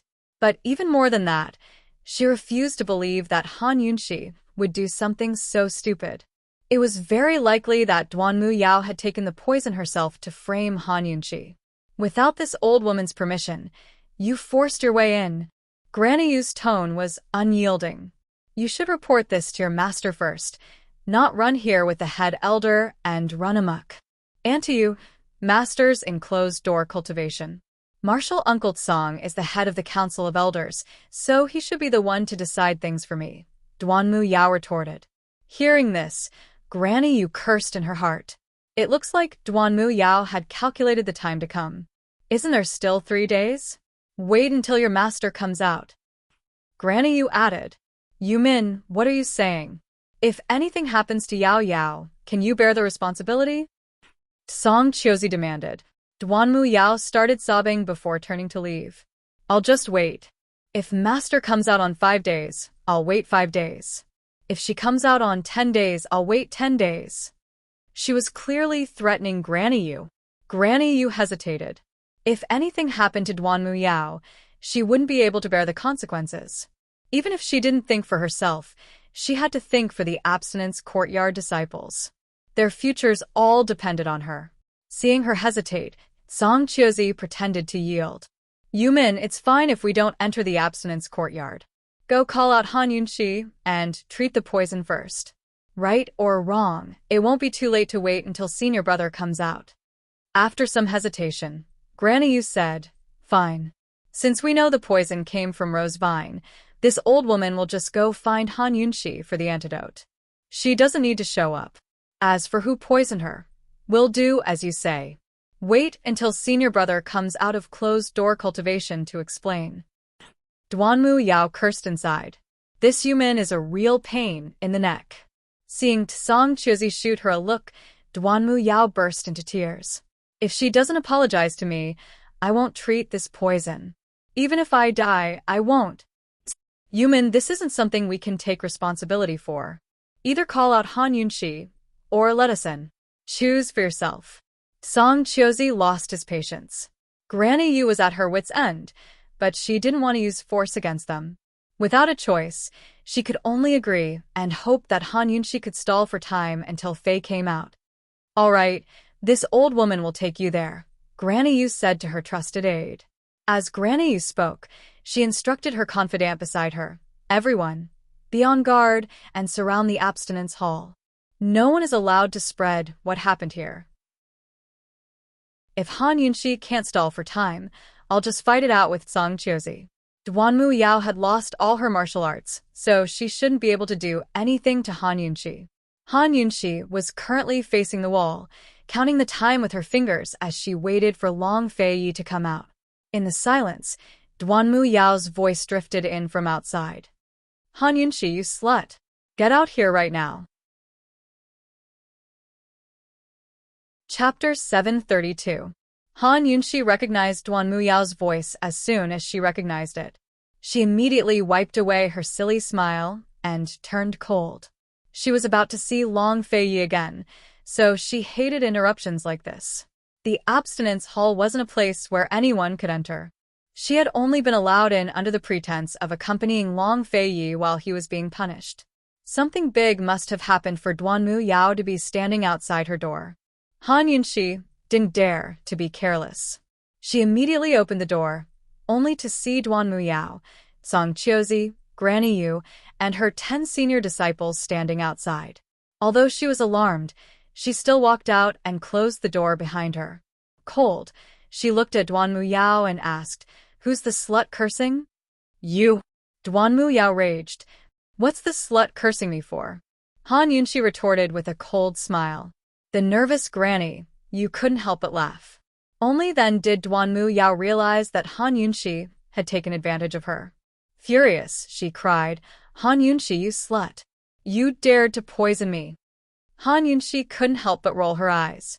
She thought something big had happened, but it was poison again. Over the past month, she'd only seen one of her disciples being poisoned and needing her to save them. She was already sick of it all. Couldn't they come up with a better excuse? Was there any point in playing poison with her? When she opened the door, she'd already detected the rose vine poison in Duanmu Yao's body. This woman had really gone to great lengths to frame her. "Where's the evidence?" Han Yunxi asked. Duanmu Yao immediately brought out a witness, but before the servant girl could speak, Han Yunxi said cold, "She's one of your people. She's too suspicious to be a witness." Like before, Duanmu Yao exposed her hands. By now, the rose vine had crawled up her shoulders. "Who else but you would have this kind of poison?" "Jun Yixia, of course. Everyone knows that you and Jun Yixia are in cahoots." Han Yunxi didn't finish her sentence, but purposely looked towards Song Chiozi. "Elder Song, you know as well, right?" Song Chiozi was acting strangely as he stared silently at the door.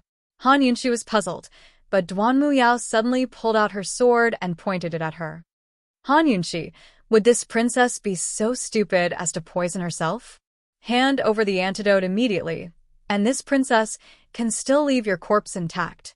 That was why Duanmu Yao had no intention of letting her go even though she had been cured of the poison? Han Yunxi's heart turned even colder. Duanmu Yao's injuries had only healed by 20%, and there was no killing intent in her sword-wielding movements. Han Yunxi was about to speak when Granny Yu coaxed her. Yunxi, give them the antidote for now. Wait until the sect leader comes out of closed-door cultivation before arguing with them. Wouldn't giving them the antidote be tantamount to admitting guilt? Granny Yu was the head of the abstinence courtyard, so she wasn't stupid. Her words were a reminder to Han Yunxi that Elder Kenzo was in closed-door cultivation and couldn't protect her. She could only place her hopes on Long Feiyi. Han Yunxi was smart enough to understand at once. Her heart skipped a beat. Elder Kenzo had just come out of closed-door cultivation a month ago, so why was he in closed-door cultivation again? Moreover, Elder Kenzo knew that Long Feiyi was in closed-door cultivation. He also knew that Long Feiyi was worried about her, so he couldn't be in closed-door cultivation. Although Elder Kenzo didn't like her, he wouldn't go so far as to play dirty. There was only one reason, and that was that Elder Kenzo's illness had acted up again. Han Yunxi finally realized that Duanmu Yao had come prepared today. She wasn't just looking for trouble. Even Granny Yu couldn't stop them. Her only option was to stall for time and wait for Long Feiyi to come out of closed-door cultivation. Han Yunxi looked at Duanmu Yao's sharp sword, and a shrewd glint flashed across her eyes. She said, "All right, let's help her get rid of the poison first. We'll wait for Shizuan to come out of closed-door cultivation to determine where the poison came from." "Shizuan? You think you're worthy?" Duanmu Yao was extremely disdainful. Granny Yu didn't want Han Yunxi to agitate Duanmu Yao any further, so she hurriedly advised, Right, let's get rid of the poison first. Although the poison will only act up after 3 days, it's still not good to leave it in the body." Han Yunxi seized the opportunity to say, "The rose vines will only bloom after 3 days, but what?" Duanmu Yao was a little uneasy. Han Yunxi sneered, purposely keeping her in suspense. "But what? Hurry up and say it." Duanmu Yao panicked.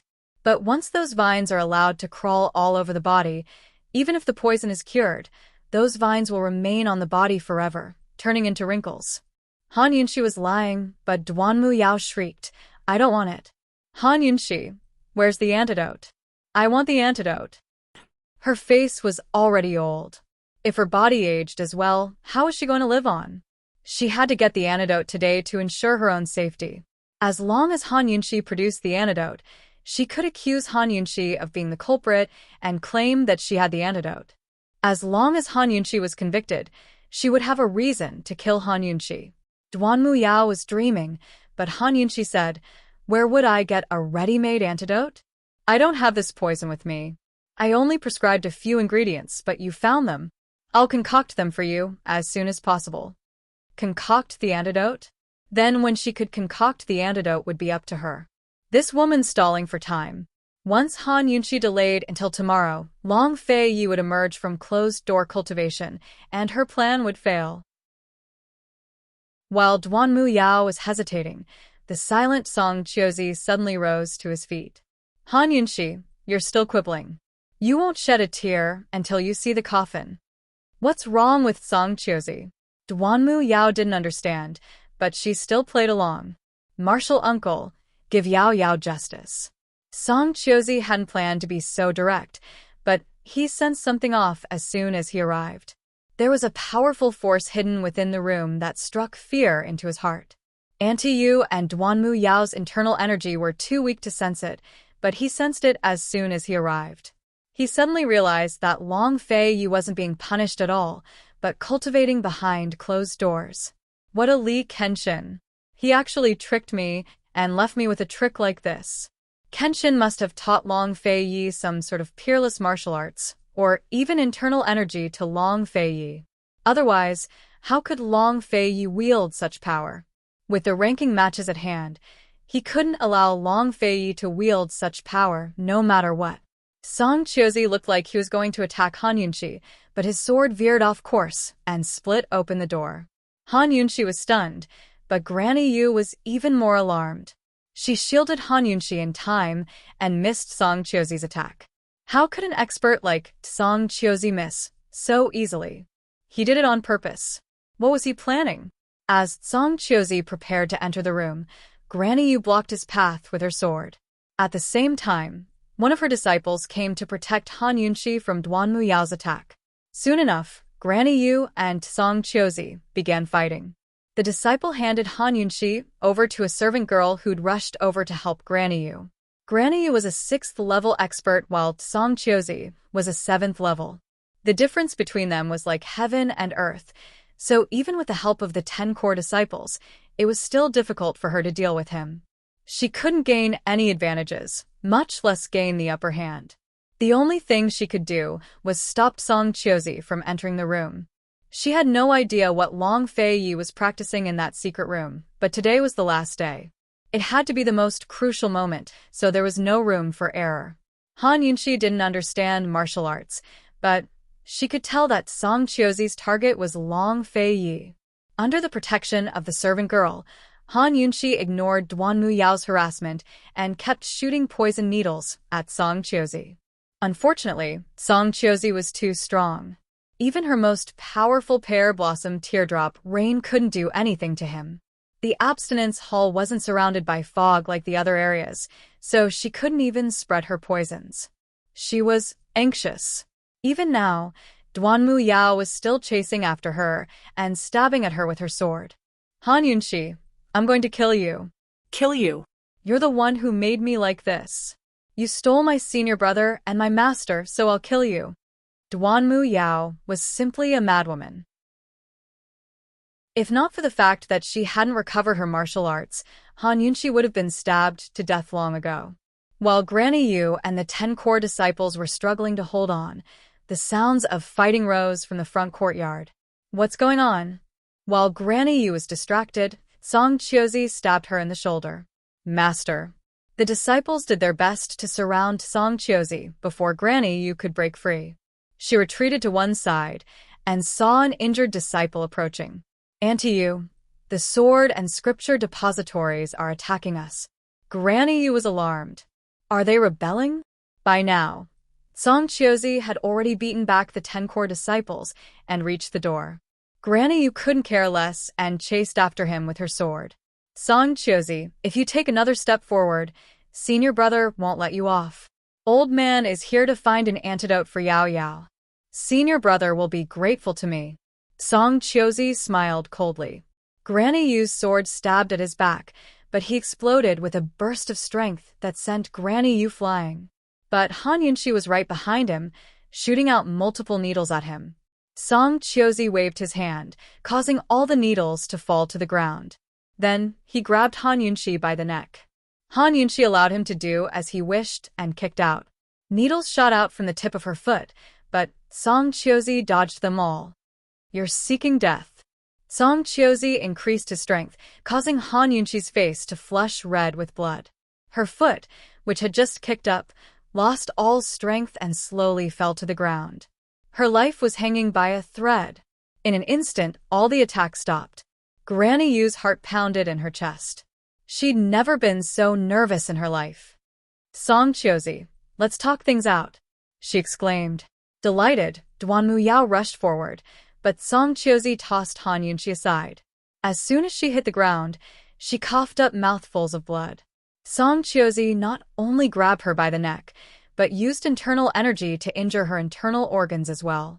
Duanmu Yao threw herself at her, but Granny Yu didn't hesitate to kick her in the shoulder, sending her tumbling. Her disciples feared that Duanmu Yao was the sect leader's favorite, so they didn't dare to make a move against her. She was ready to risk everything. Granny Yu handed the heavily injured Han Yunxi to a servant girl and went to block Song Qiuzi's path. Despite being hit multiple times by his palms, she held on and tangled with him at the door, refusing to let him take a single step inside. But who would have thought that the 2 elders from the Hidden Sword Pavilion and the Scripture Pavilion would soon arrive? Yumin, hand over Han Yunxi. So it was all her doing that caused so many of my disciples to be poisoned this month. Yumin, don't say my scripture depositories didn't give you face.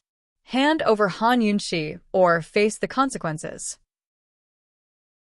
It was obvious that Song Chiozi had instigated these two to make trouble for them. Granny Yu's disciples were no match for them. Seeing them fly towards Han Yunshi, Granny Yu had no choice but to go protect Han Yunshi. As soon as she did, Song Chiozi strode into the room. Granny Yu fought 1 against 2 while her disciples helped her from the sidelines. Only one person was left to protect Han Yunshi. But where did Han Yunshi find the strength to crawl to her feet and rush into the room, even though she was injured like that? Chapter 733. Outside, disciples from the 2 depositories and courtyards began to arrive. All of Long Fei Ye's trusted aides had arrived to join the melee. Even Su Donglin, who was on standby at 4th Peak, had rushed over after hearing the news. His body was covered in blood as he fought his way to Abstinence Hall's doors with bloodshot eyes. Even if the sword and scripture depositories had enough evidence to prove that Han Yunshi had poisoned their disciples, they couldn't just barge into Abstinence Hall to arrest her. Poisoning disciples to death was nothing but a laughable excuse. The 2 depositories had obviously been instigated by Song Chiozi to kill Han Yunshi today. In any case, the sect leader was in closed-door cultivation. Long Fei Yi couldn't come out. They had an excuse. Duanmu Yao could cover up any heinous crimes for them. The glint of blades and shadows of swords filled the air. As soon as Han Yunshi rushed into the room, Duanmu Yao followed her in and shut the door behind her. Granny Yu was held back by the sword and scripture depository's elders. She could only watch the scene unfold before her eyes, unable to stop them. Han Yunshi had no foundation in martial arts at all, so how could she withstand Song Chiozi's attacks? Where did she find the strength and courage to charge in? The walls of the secret room made it impossible for wind or sound to pass through. Even if there was a ruckus outside, Long Fei wouldn't be able to hear a thing. Even if he did, he'd be hard-pressed to protect himself at a time like this, much less save someone. Han Yunshi was a weak woman. How was she supposed to face off against a wolf like Song Chiozi or Duanmu Yao's ruthlessness? Granny Yu looked at the tightly shut door, her heart aching for no reason. Inside the room, Han Yunshi had her back against the stone wall as she faced the approaching Song Chiozi and Duanmu Yao. Blood trickled from the corner of her mouth, and her face was as white as paper. Her body was so weak that she could collapse at any moment, but her eyes weren't cloudy at all. Instead, they shone with a murderous aura that made Song Chiozi cower in fear. Yao Yao, what are you waiting for? Song Chiozi smiled coldly. I'm thinking, should I destroy the right side of her face first or the left? Duanmu Yao laughed heartily. She gripped her long sword tightly as she approached Han Yunshi step by step. Today, she wanted Han Yunshi to pay for all the grievances she had suffered over the past few years. Who knew that Han Yunshi would suddenly curse? Duanmu Yao, even more stupid than this princess consort imagined. Do you know why Long Fei Yi looks down on you? Han Yunshi didn't know how long she could hold on. She also didn't know when the reinforcements outside would rush in. She only had one thought in her heart, and that was no matter what method she used, she had to hold on and drag it out. After today, everything will be fine. Duanmu Yao stopped dead in her tracks. She hadn't expected that Han Yunshi would still dare to scold her at a time like this. It's all because of you. Han Yunshi, why did you appear? This princess won't let you, so I'll kill you. Duanmu Yao raged.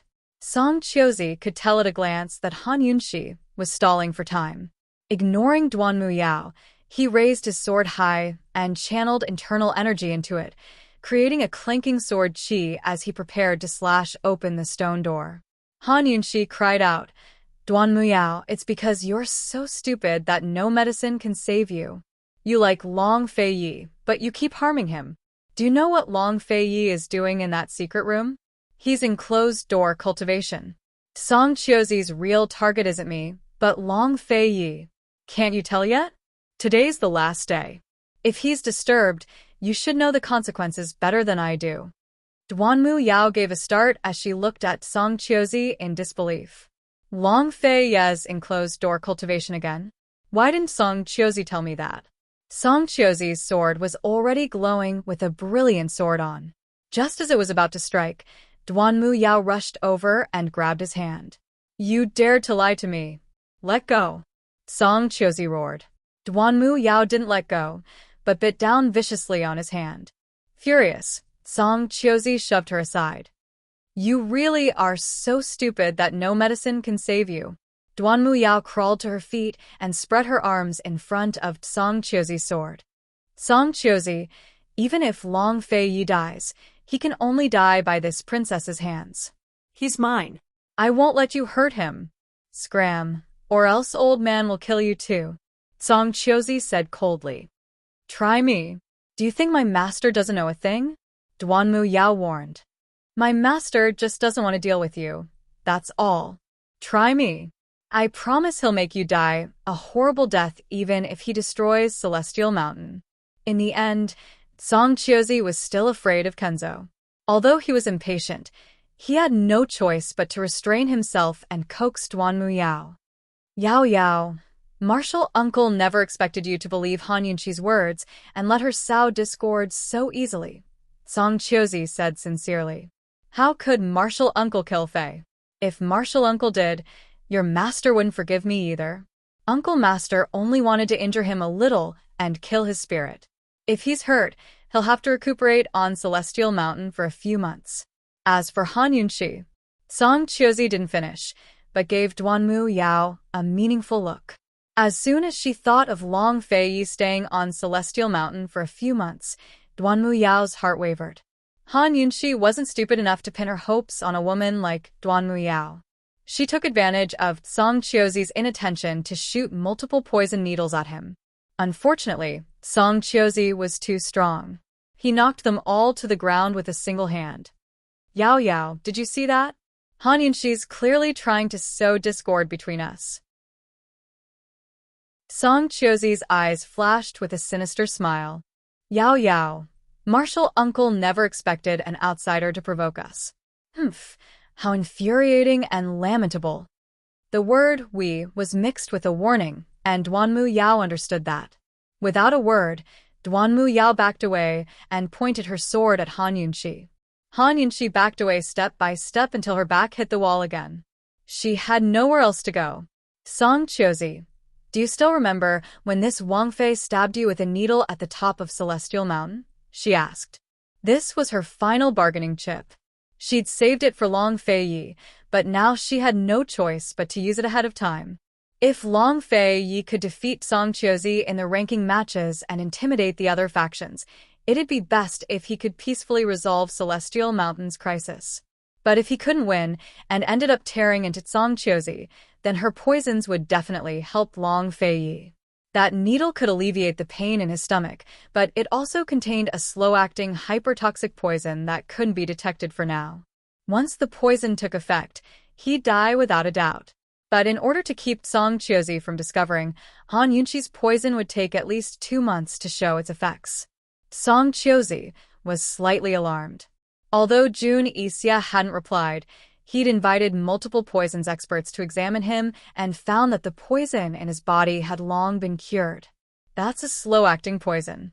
If you don't want to die, then get out. Han Yunshi warned cold. Song Chiozi laughed out loud. Han Yunshi, do you think old man will believe your lies?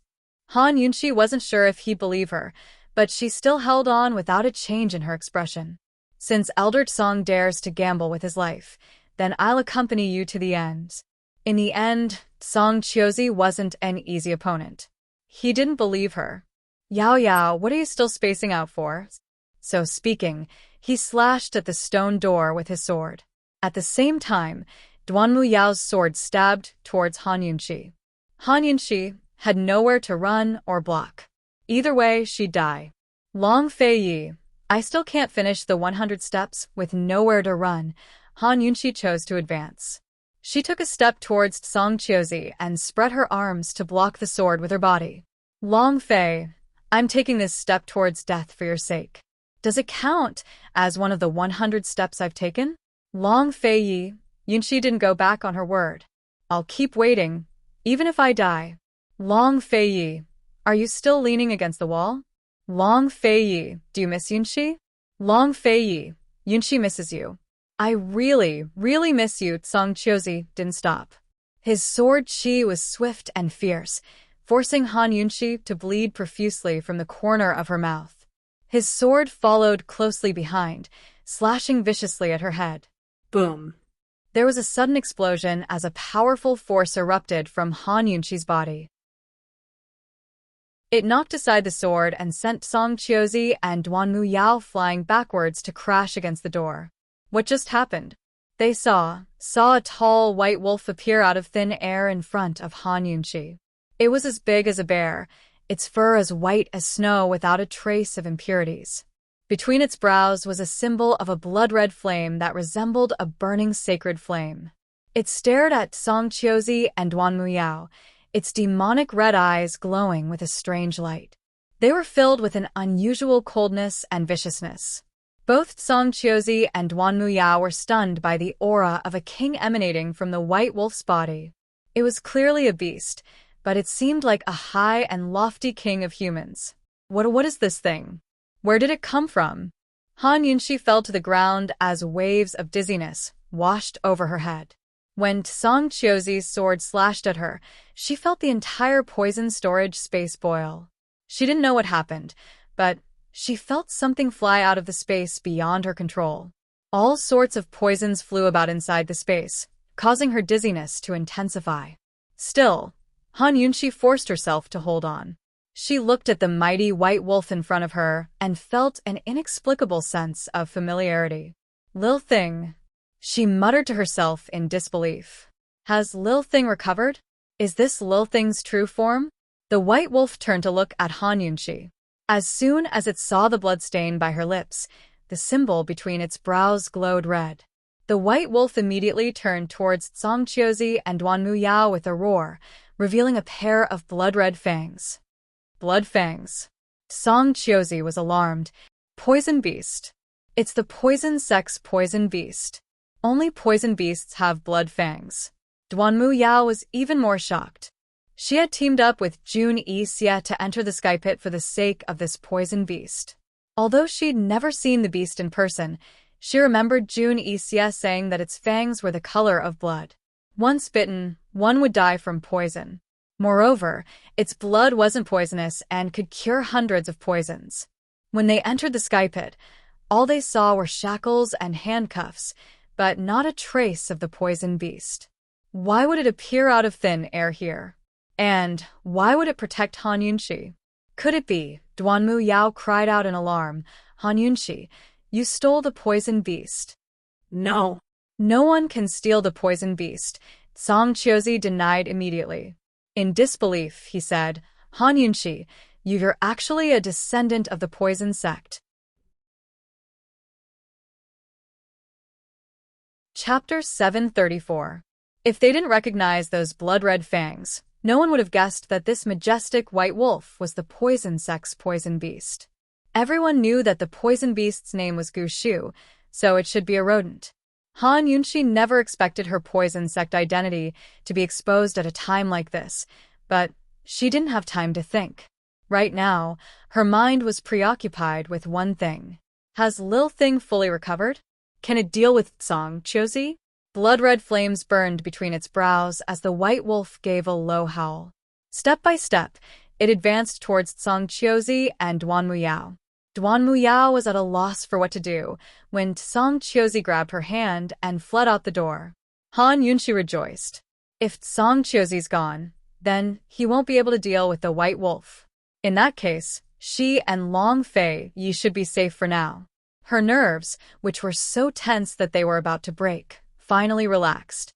The white wolf chased after them, while Han Yunshi forced herself to endure the pain and exhaustion in her body to follow. But as soon as they stepped outside, everything went against their wishes. All the fighting outside the door stopped, and the whole place was silent. Everyone, including Su Donglin and the others, stared blankly at the big white wolf that was taller than a man. They were all dumbfounded. That's the poison sect's poison beast. Look at its fangs. Once you're bitten, you'll be consigned to eternal damnation. Song Chiozi suddenly shouted. Han Yunshi is the poison sect's descendant. Long Fei Yi brought her to Celestial Mountain to lure the wolf into the house with ill intentions. Old man lured the poison beast out today so everyone can see that this woman can't be left alive. Song Qiuzi's words reversed the situation. Crimes like trespassing, framing, and murder no longer mattered. As long as Han Yunxi was the poison sect's descendant, then everything he did today was right. Han Yunxi was stunned. Only then did she realize the serious consequences of exposing her identity.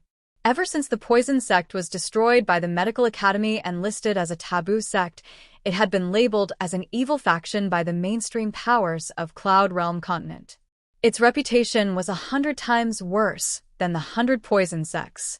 It could be said that all righteous factions wanted to kill it.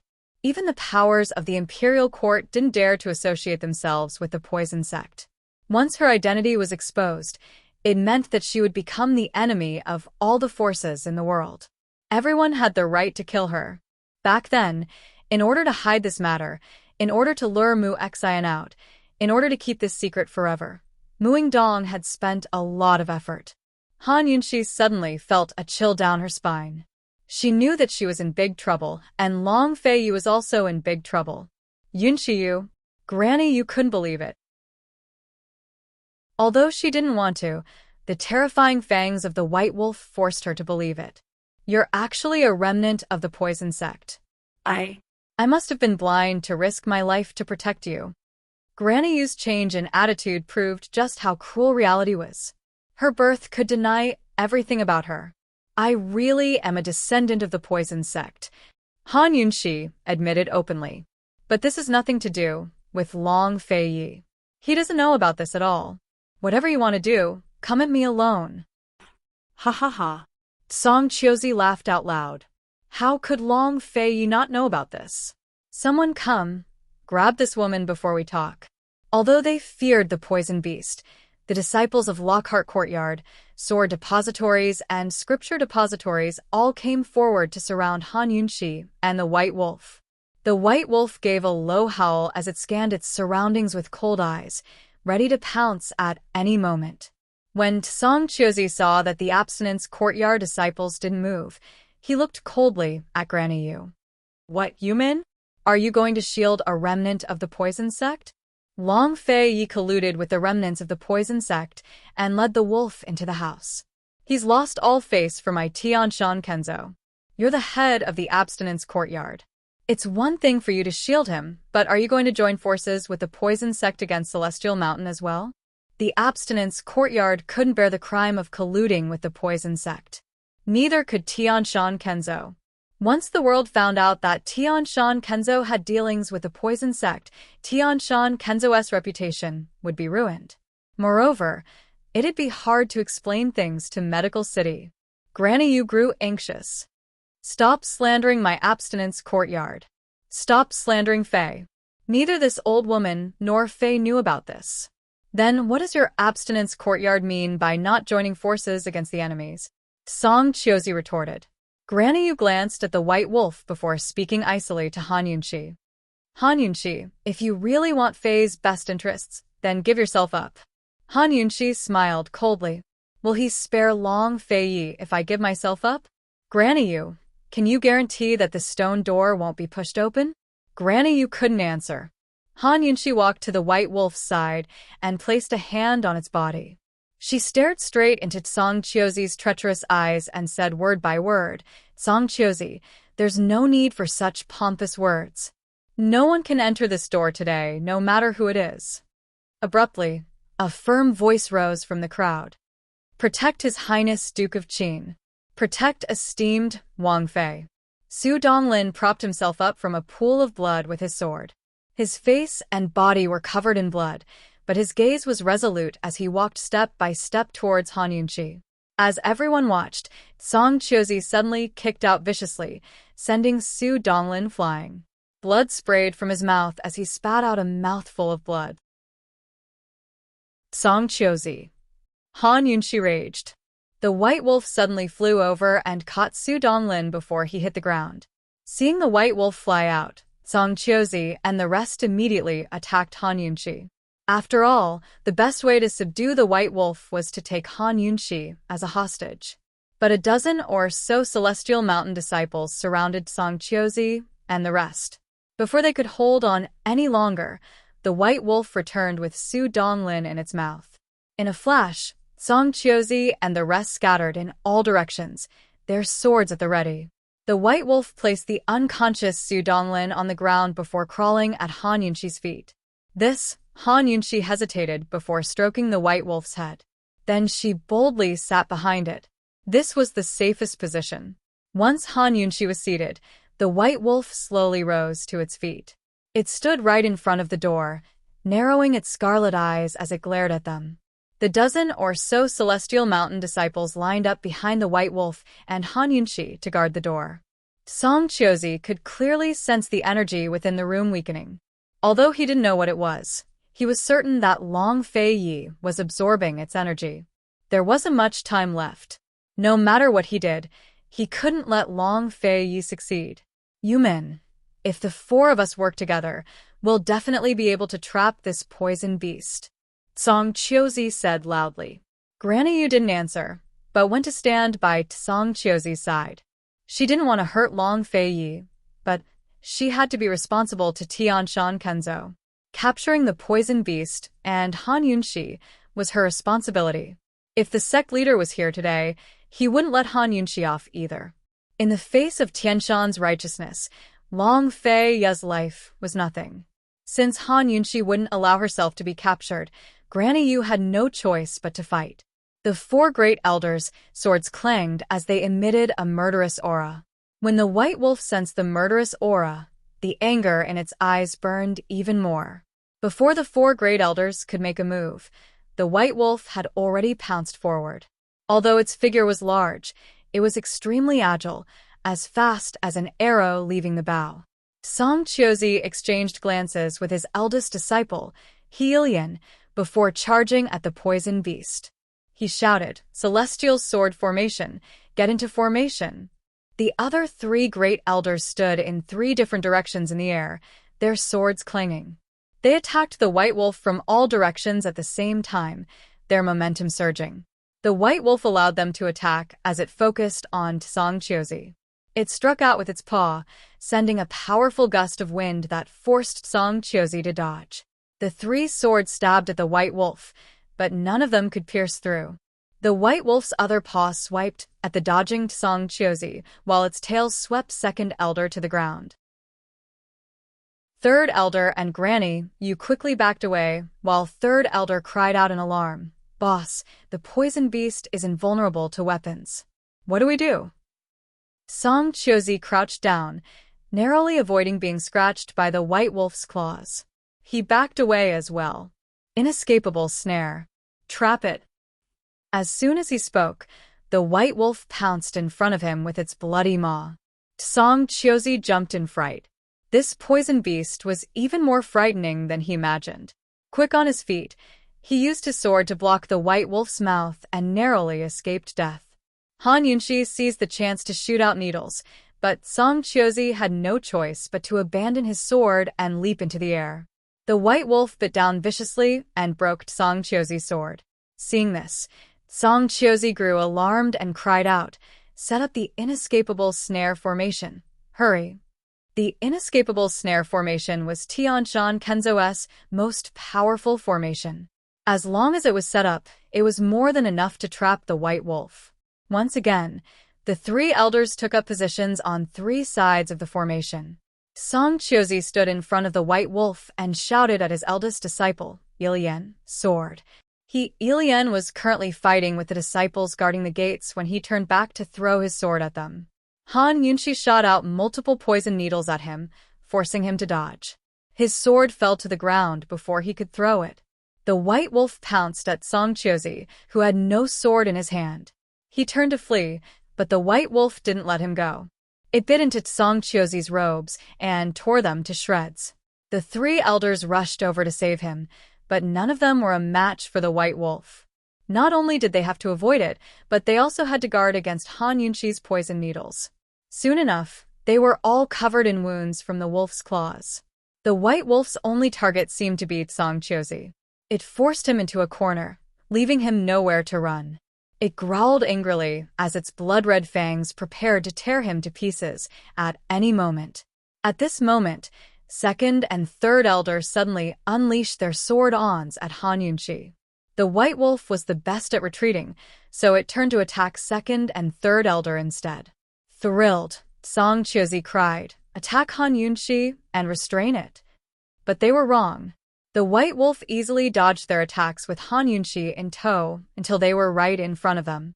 It looked like Song Qiuzi was about to suffer a calamity. Abruptly, Song Qiuying's warning rose from behind. "Han Yunqi, if you really care about Long Fei Yi, you'd better give yourself up immediately." Han Yunqi looked back and saw that He Ilian had killed another disciple guarding the gates. The gates of Abstinence Hall were about to be breached.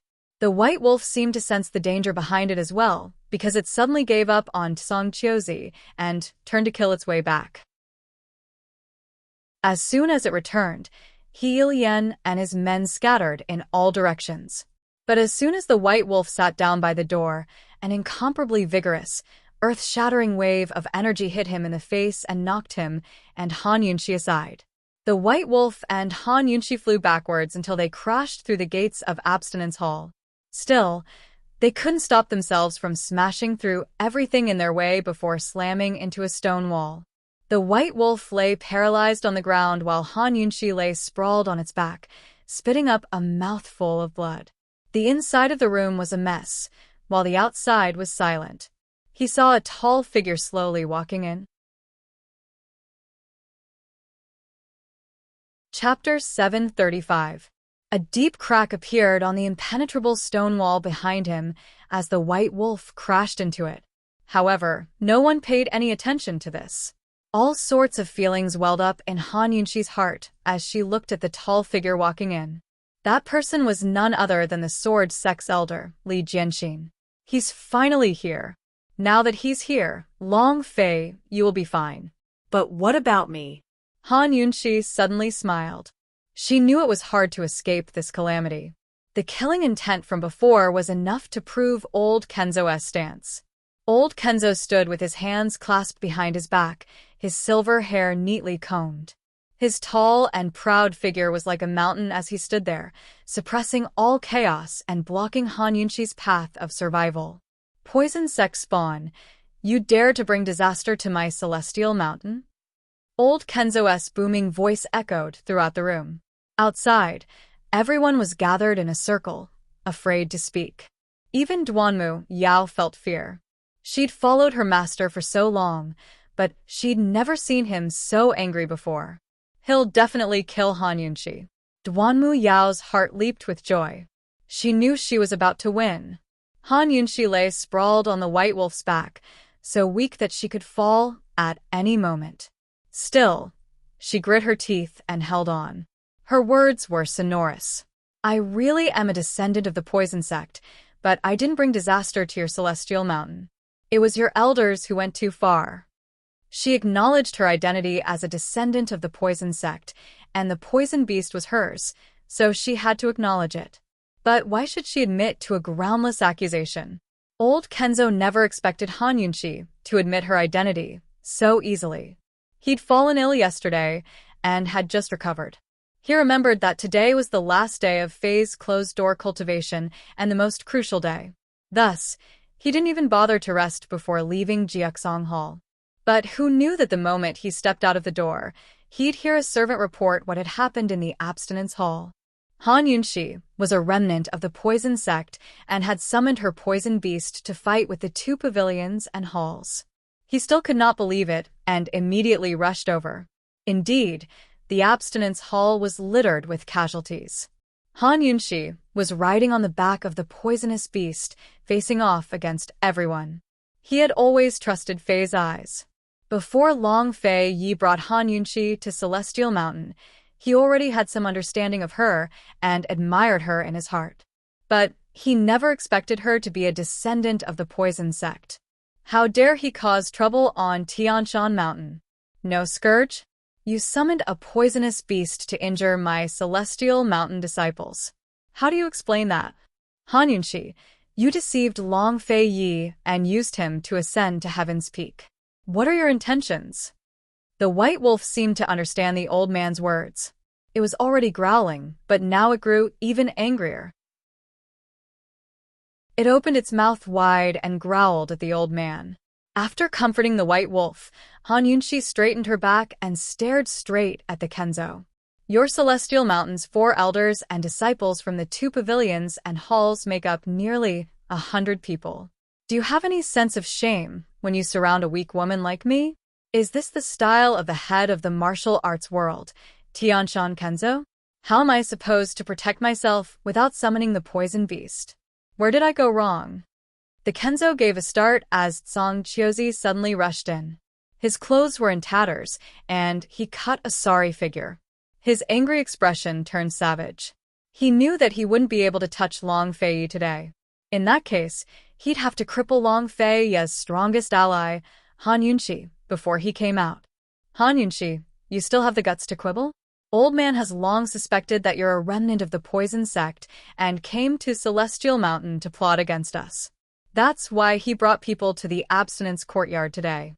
I never expected you to really summon the poison beast. Song Chiozi pointed at Han Yunxi and cursed. Tell me, what are your intentions in seducing Fei? What do you want to use him for? Second and third elder followed in, as well. Second elder reported, Sect head elder, we've already discussed this matter with the head elder, so we're here today to help the head elder uncover the remnants of the poison sect. May sect leader judge clearly. May sect leader judge clearly. No matter what, the remnants of the poison sect can't be left alive. Third elder declared. Granny Yu had long entered the room, but she stood behind the crowd without a word. I never expected a dignified Celestial Mountain elder to be so despicable and deceitful. Han Yunxi shook her head. Song Chiozi's true target is Long Fei Yi. Granny Yu, you know best what happened today. Yunxi doesn't ask for your favoritism, but only the truth. Granny Yu furrowed her brows as she looked at Han Yunxi, without a word. Yumin, speak. Old man Kenzo said coldly. Granny Yu's gaze turned complicated. She told the old man about how Song Chiozi and Duanmu Yao had forced their way into the abstinence courtyard and slandered Han Yunxi for poisoning. But in the end, she added, this old woman didn't know that Han Yunxi was a remnant of the poison sect. As for whether head elder was purposely causing trouble in the abstinence courtyard to lure out the poison beast, this old woman isn't sure. After learning that Han Yunxi was a remnant of the poison sect, this old woman didn't try to shield her. Although Granny Yu didn't defend her, at least she didn't slander her. Han Yunxi silently exhaled in relief. She didn't add anything else, trusting that old man Kenzo could see everything clearly and Song Chiozi's motives. Sect head, we didn't slander Han Yunxi for poisoning her. Yao Yao was the one who said it. Yao Yao has a witness. She was poison herself. Song Chiozi cleverly avoided mentioning the Long Fei Yi incident. As soon as he finished, Duanmu Yao entered and walked to old man Kenzo's side, sobbing. She rolled up her sleeves to reveal her terrifying rose vines. Master, look, my face is already ruined, but she still won't let it go.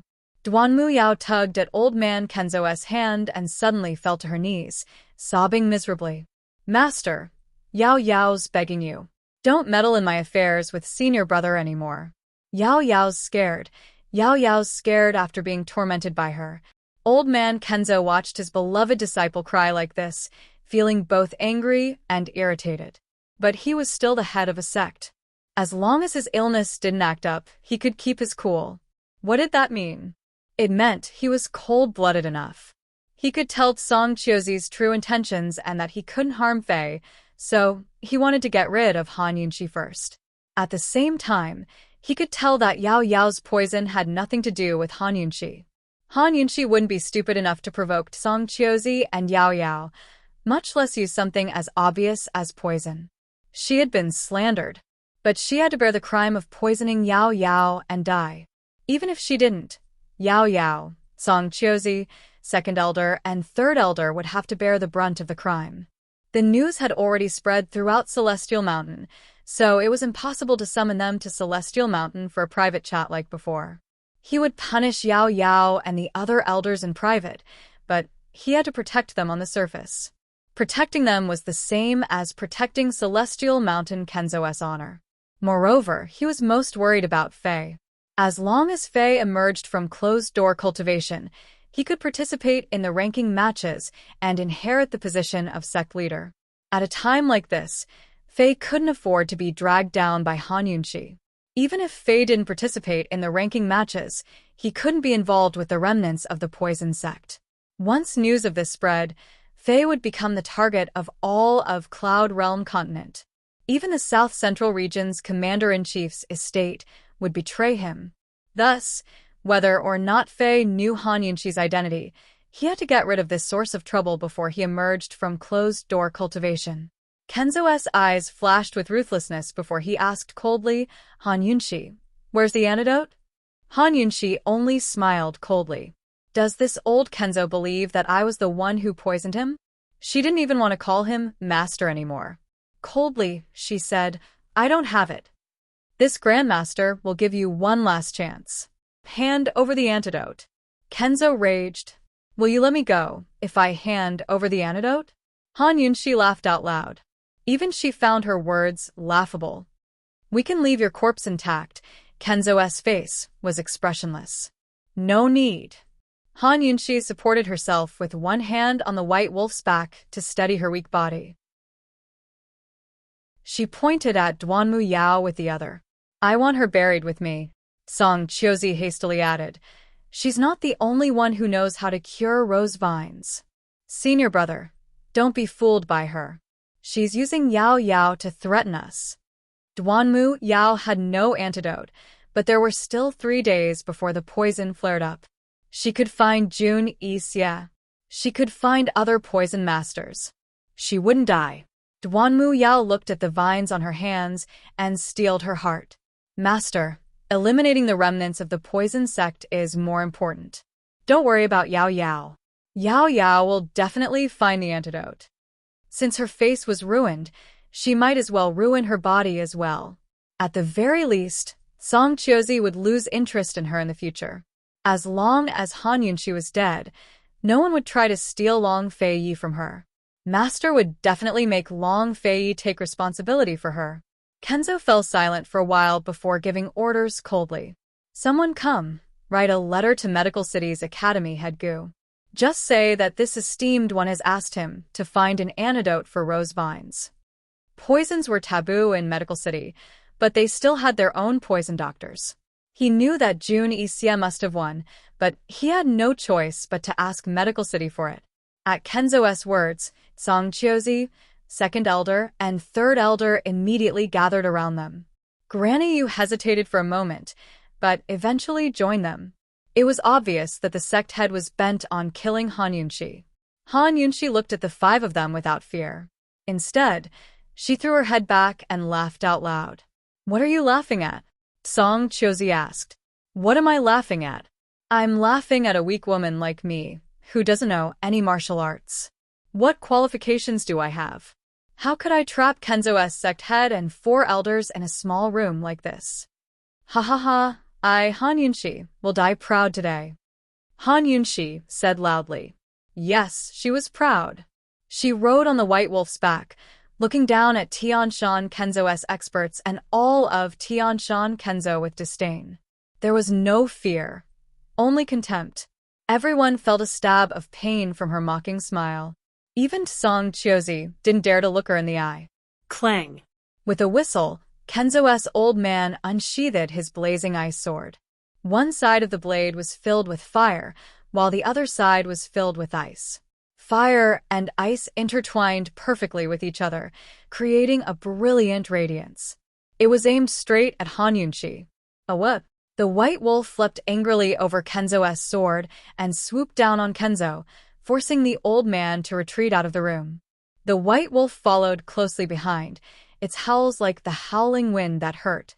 Second and third elder chased after them, but Song Chiozi didn't move. Seeing Granny Yu staring at him, he had no choice but to give up on Long Fei Yi and chase after the old man. No one else knew why Kenzo's old man had fled at the first blow, but Granny Yu knew.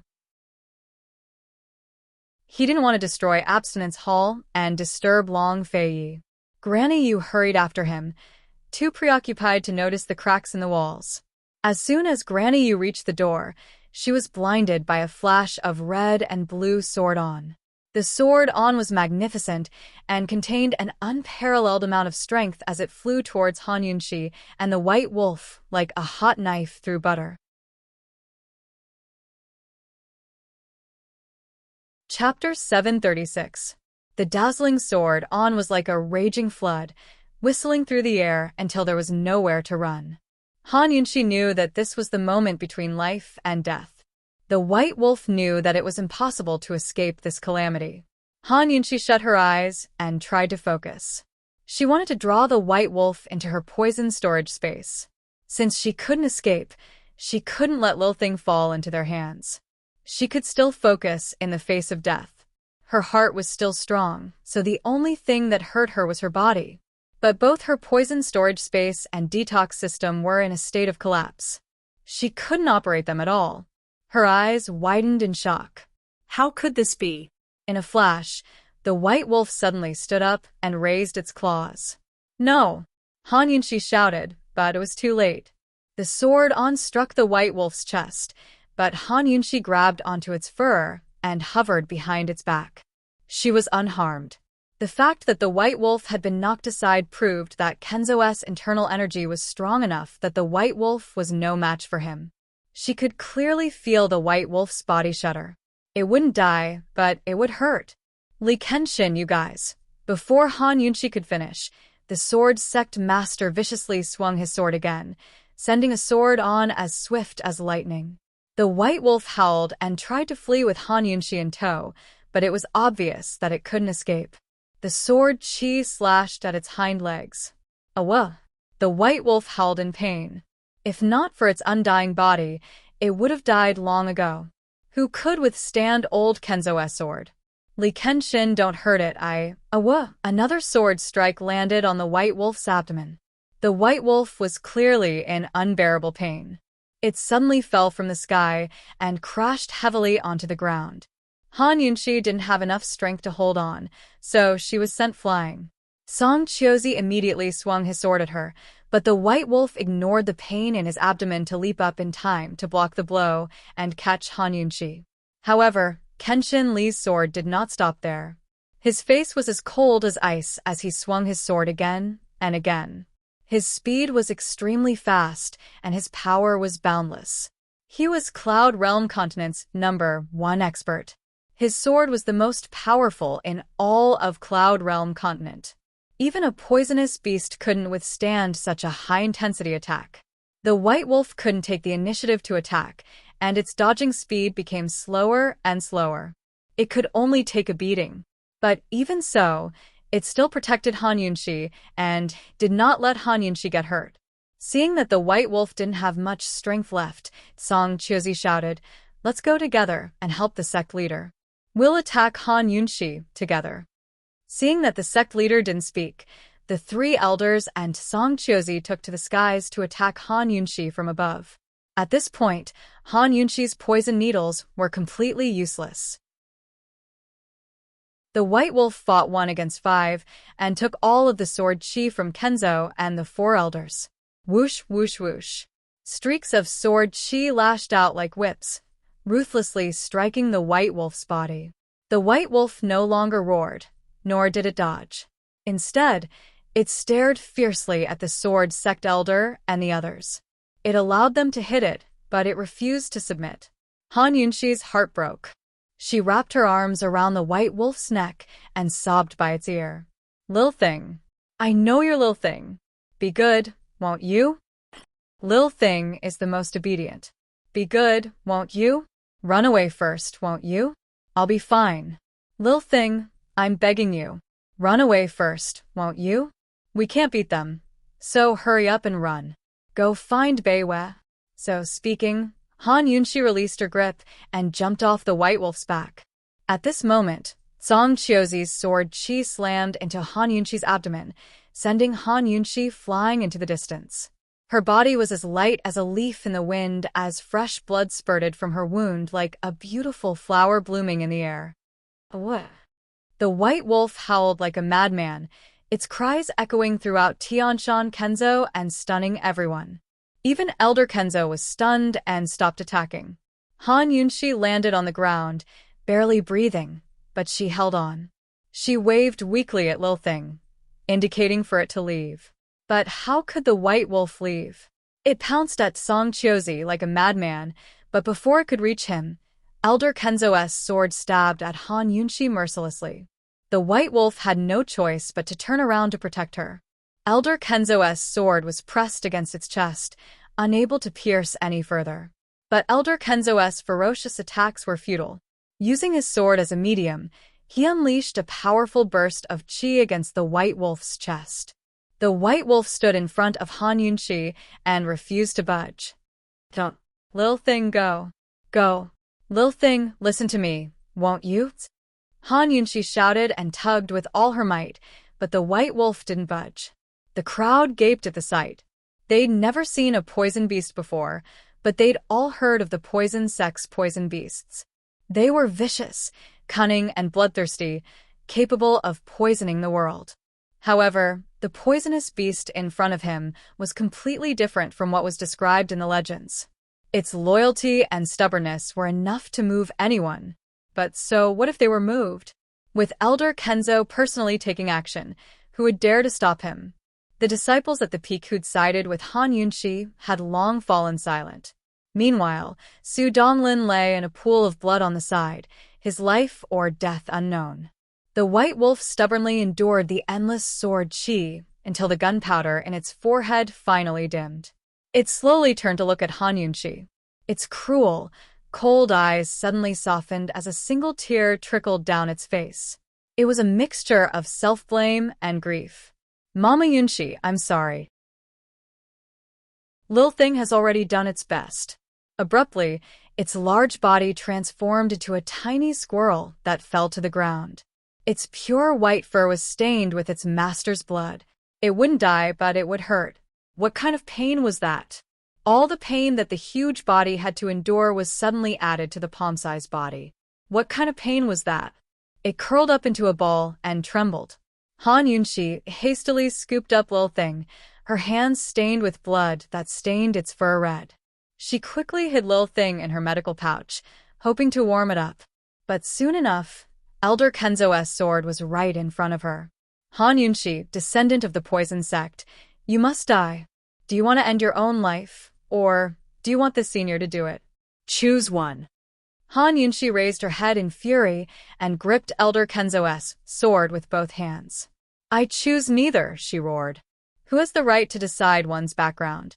Why should they take my life just because I'm a descendant of the poison sect? What outrageous things have I done? Which innocent person have I poisoned to death? Speak. Li Kenshin, speak. If you can't, then I won't accept this. Han Yunxi refused to accept this. Silence fell upon the crowd, including Elder Kenzo. Everyone was staring at Han Yunxi's hands. She gripped Elder Kenzo's sword tightly as blood flowed from her wounds. No one would have thought that this weak and powerless woman would be able to hold on until now. How stupid was she to grab Elder Kenzo's sword with her bare hands? But no one present, including Duan Muyao, could laugh. What else could this woman do besides block with her bare hands? Granny Yu couldn't help averting her eyes. She couldn't bear to watch. She was afraid that if she kept watching, she'd waver and lose control of herself to save her. This girl was so good, so good. Why did she have to be a descendant of the poison sect? Why did she have to expose herself at the peak of Celestial Mountain? Let go. Elder Kenzo finally spoke, his voice calm and emotionless. I won't. Not even if I die. Han Yunxi's stubbornness was heart-wrenching. I won't accept this. I won't accept this even if I die. Her body was weak, but her spine was straight and unyielding. Her purple dress was stained with blood, but her soul was pure and unsullied. Han Yunxi, you didn't do anything wrong. But you must die. Elder Kenzo said indifferently before exerting force. His sword pierced through Han Yunxi's hands. Suddenly, a beam of sword chi shot out from the side, piercing through multiple celestial mountain disciples before landing on the back of Elder Kenzo's hand.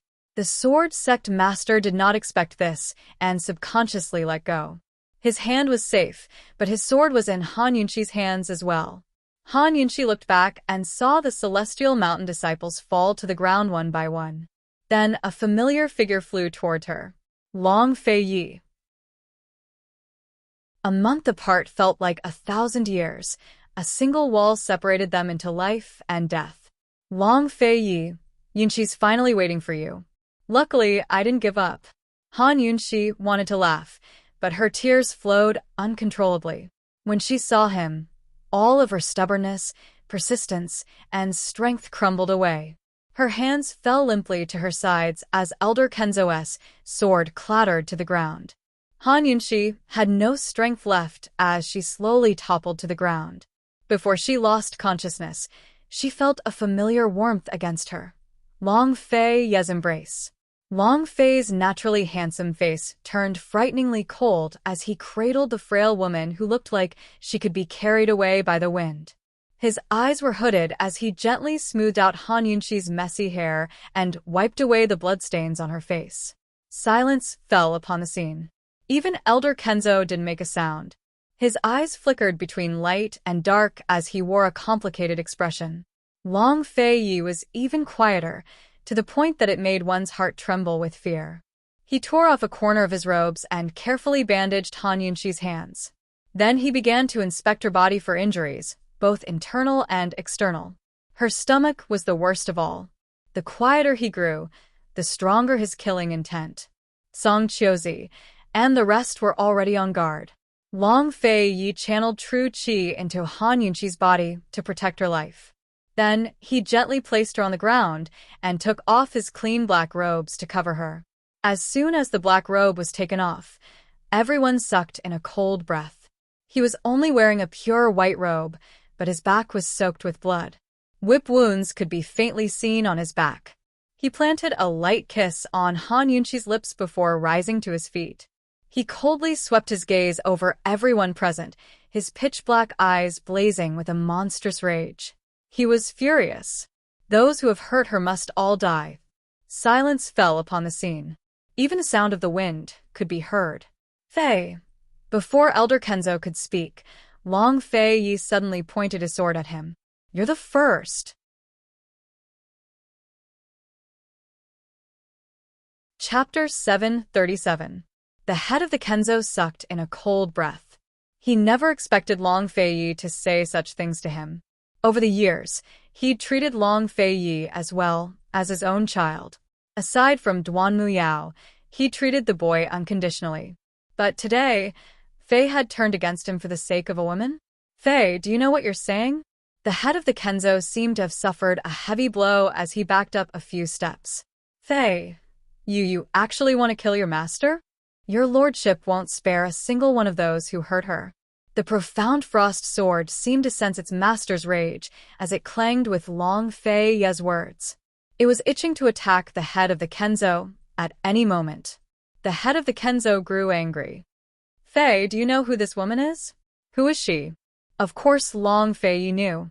He not only knew that Han Yunxi was a descendant of the poison sect, but also that Han Yunxi was the orphan of Western Qin's imperial clan. The descendants of the poison sect were feared and suppressed by various powers in Cloud Realm continent. Every single one of them would try to kill them, while the orphan of Western Qin's imperial clan had an irreconcilable grudge against him. But so what? What did any of this have to do with Han Yunxi? Han Yunxi had never participated in the poison sect's ambitions to poison the world. Han Yunxi had no idea about the enmity between Western Qin and East Qin. Even now, she didn't know about her other identity. What wrong had she done? She was the same as him, unable to choose her parents or birth. But neither of them had accepted their fates, had they? No matter who she was, he only knew that she was the unyielding bride who'd walked into the Duke of Qin's estate in the face of ridicule. She was the weak woman who'd single-handedly fought against the entire Tianing imperial clan. She was the doctor who'd taken over Medicine City with her bare hands and helped countless people in the world. She was the woman he'd cherished for 4 years, the one he couldn't bear to hurt. She was his wife, his one and only. How could she be injured like this? How could this be? She's a descendant of the poison sect, Long Fei Yi said. The stone wall cracked. He had heard everything that Elder Kenzo and the 4 elders had said when they were attacking Han Yunxi.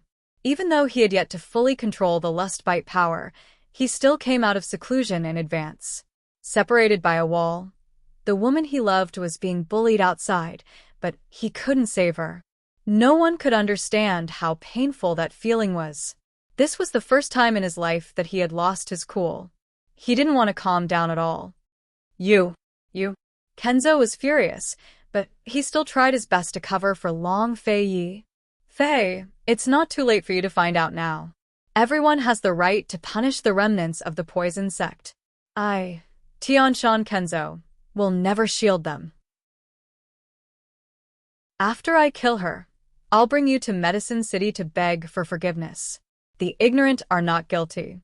Academy head Gu will definitely show leniency. Kenzo was saying this on purpose. He was hinting at the severity of Long Fei Yi's situation.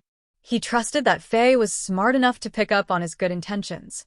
He knew that Han Yunxi hadn't poisoned any of the Celestial Mountain disciples. He also knew that Han Yunxi hadn't done anything outrageous for the poison sect, but Han Yunxi had to die.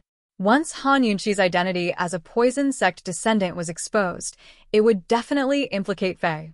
Forget about the position of Tianshan Kenzo's sect head. Even his influence in the secular imperial court would be greatly affected. Fei's own reputation would be ruined as well. As soon as word got out, Medical City would be the first to make trouble for him. Both the martial arts circles and the imperial court would band together to pressure him. When that happened, the various aristocratic families in South Ning's commander-in-chief's estate would seize the chance to make a fuss. Long Fei Yi had worked so hard to set up a perfect trap in Cloud Realm Continent's imperial court, but it was very likely that Han Yunxi would ruin it all. His decades' worth of hard work would all go down the drain. Even the powers within the East Qin imperial clan would oppose him. He couldn't lose everything for the sake of a woman. He couldn't bear the infamy of the world for her sake. Long Fei Yi laughed out loud. Of course he understood his master's words, but he never thought that the old man in Kenzo, who was as important as a father in his heart, didn't understand him at all. He'd said it a long time ago. Han Yunxi, I won't trade away my country.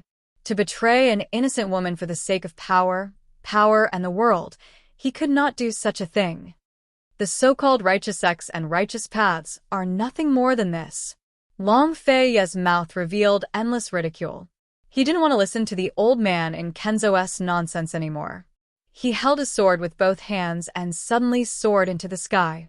No one knew what kind of power he'd given the profound frost treasure sword, but everyone present could feel the surging waves of power from his profound frost treasure sword. It was extremely terrifying. Only now did the old man in Kenzo accept the fact that Long Fei Yi really wanted to kill him. He reached out and grabbed the air, causing the scorching ice treasure sword to fly into his hand. He tapped his foot lightly and easily flew into the sky. Standing against the wind, his cold eyes stared at Long Fei Yi. You've disappointed your master too much. The old man in Kenzo deliberately lowered his voice, wanting to persuade Long Fei Yi. As long as Long Fei Yi changed his mind and killed Han Yunxi, the situation wouldn't be so serious. Using the strong to bully the weak, using numbers to bully the few. The 2 depositories and courtyards, as well as you, the master of 10,000 swords, teamed up to bully a woman who doesn't know martial arts. Your lordship doesn't have a master like you. Long Fei Yi gave a cold snort. You? The old man in Kenzo was furious, but he couldn't retort. Long Fei Yi was about to attack when he saw Song Qiuzi, second elder, and third elder trying to hurt Han Yunxi. You're seeking death. Furious, he slashed down viciously right next to Song Qiuzi. If they weren't so close to Han Yunxi, he would have killed them long ago for fear of hurting Han Yunxi. Song Chiozi was quick enough to dodge the blow and only received a few superficial wounds. Second and third elder were both blasted away to crash to the side with internal injuries. They were all given a fright. None of them expected Long Fei's martial arts to improve so quickly. Just what level was his internal energy now? Was he at the 8th level like the sect leader? How could that be possible? Second elder and third elder grew afraid and didn't dare to advance.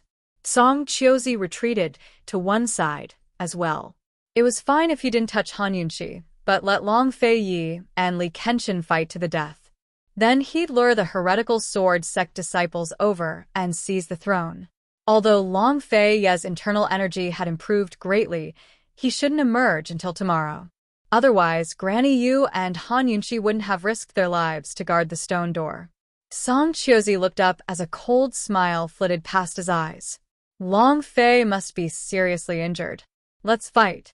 Let master and disciple fight it out. Long Fei blew a sharp whistle to attract the loyal disciples of the various factions at the foot of Celestial Mountain. Then he and the old man and Kenzo began to fight. The two experts faced off in the air, stirring up winds and clouds as the skies changed color. Everyone could sense the power of the two treasured swords. Whether it was the old man in Kenzo or Long Fei, each blow was earth-shattering and imposing. At first, some people thought Long Fei was overestimating himself and would lose. But after a few moves, Long Fei wasn't defeated. Instead, he was evenly matched with Kenzo. Sword-ons flashed in the air as the two figures flickered in and out of view like dragons and tigers. The young disciples were so engrossed in the fight that they forgot it was a battle for revenge. All they could see was Long Fei. This man was as dazzling as the sun, moon, and stars. Song Qiuying and Duan Muyao stared blankly as well, forgetting everything else around them. Soon, several young disciples rushed up. According to the sect's rules, disciples of the branch factions weren't allowed to go up Celestial Mountain. But Long Fei's whistle alerted them to the situation at the top of the mountain. No matter what, they had to rush up. When they arrived and saw Long Fei and the sect leader fighting, they were all frightened. They didn't know what was going on. Quick, protect the princess consort. Someone quickly stepped forward. It was a guard at the top of the mountain. One person stepped forward bravely, and the others behind him all followed suit. They had all seen everything with their own eyes. They were indignant, but they were still afraid of the sect leader's authority and couldn't help. Now that Long Fei was here, they threw caution to the wind. There would always be someone who could see what was right and what was wrong. A few disciples hastily escorted Han Yunxi to the abstinence hall. Long Fei had been distracted by the fight and glanced over, giving the sword sect master the chance to hack down with his sword. Long Fei blocked the blow with his own. After exchanging a few blows, master and disciple finally stopped and faced each other. Do you want to let Song Chiozi off so easily? Kenzo asked in a low voice. He's the second one, Long Fei said. Kenzo suppressed his anger and said, You came out of closed-door cultivation early, so you're already injured. You can't beat this Grandmaster. Unless your lordship dies, Han Yunxi can't die. Long Fei was no fool.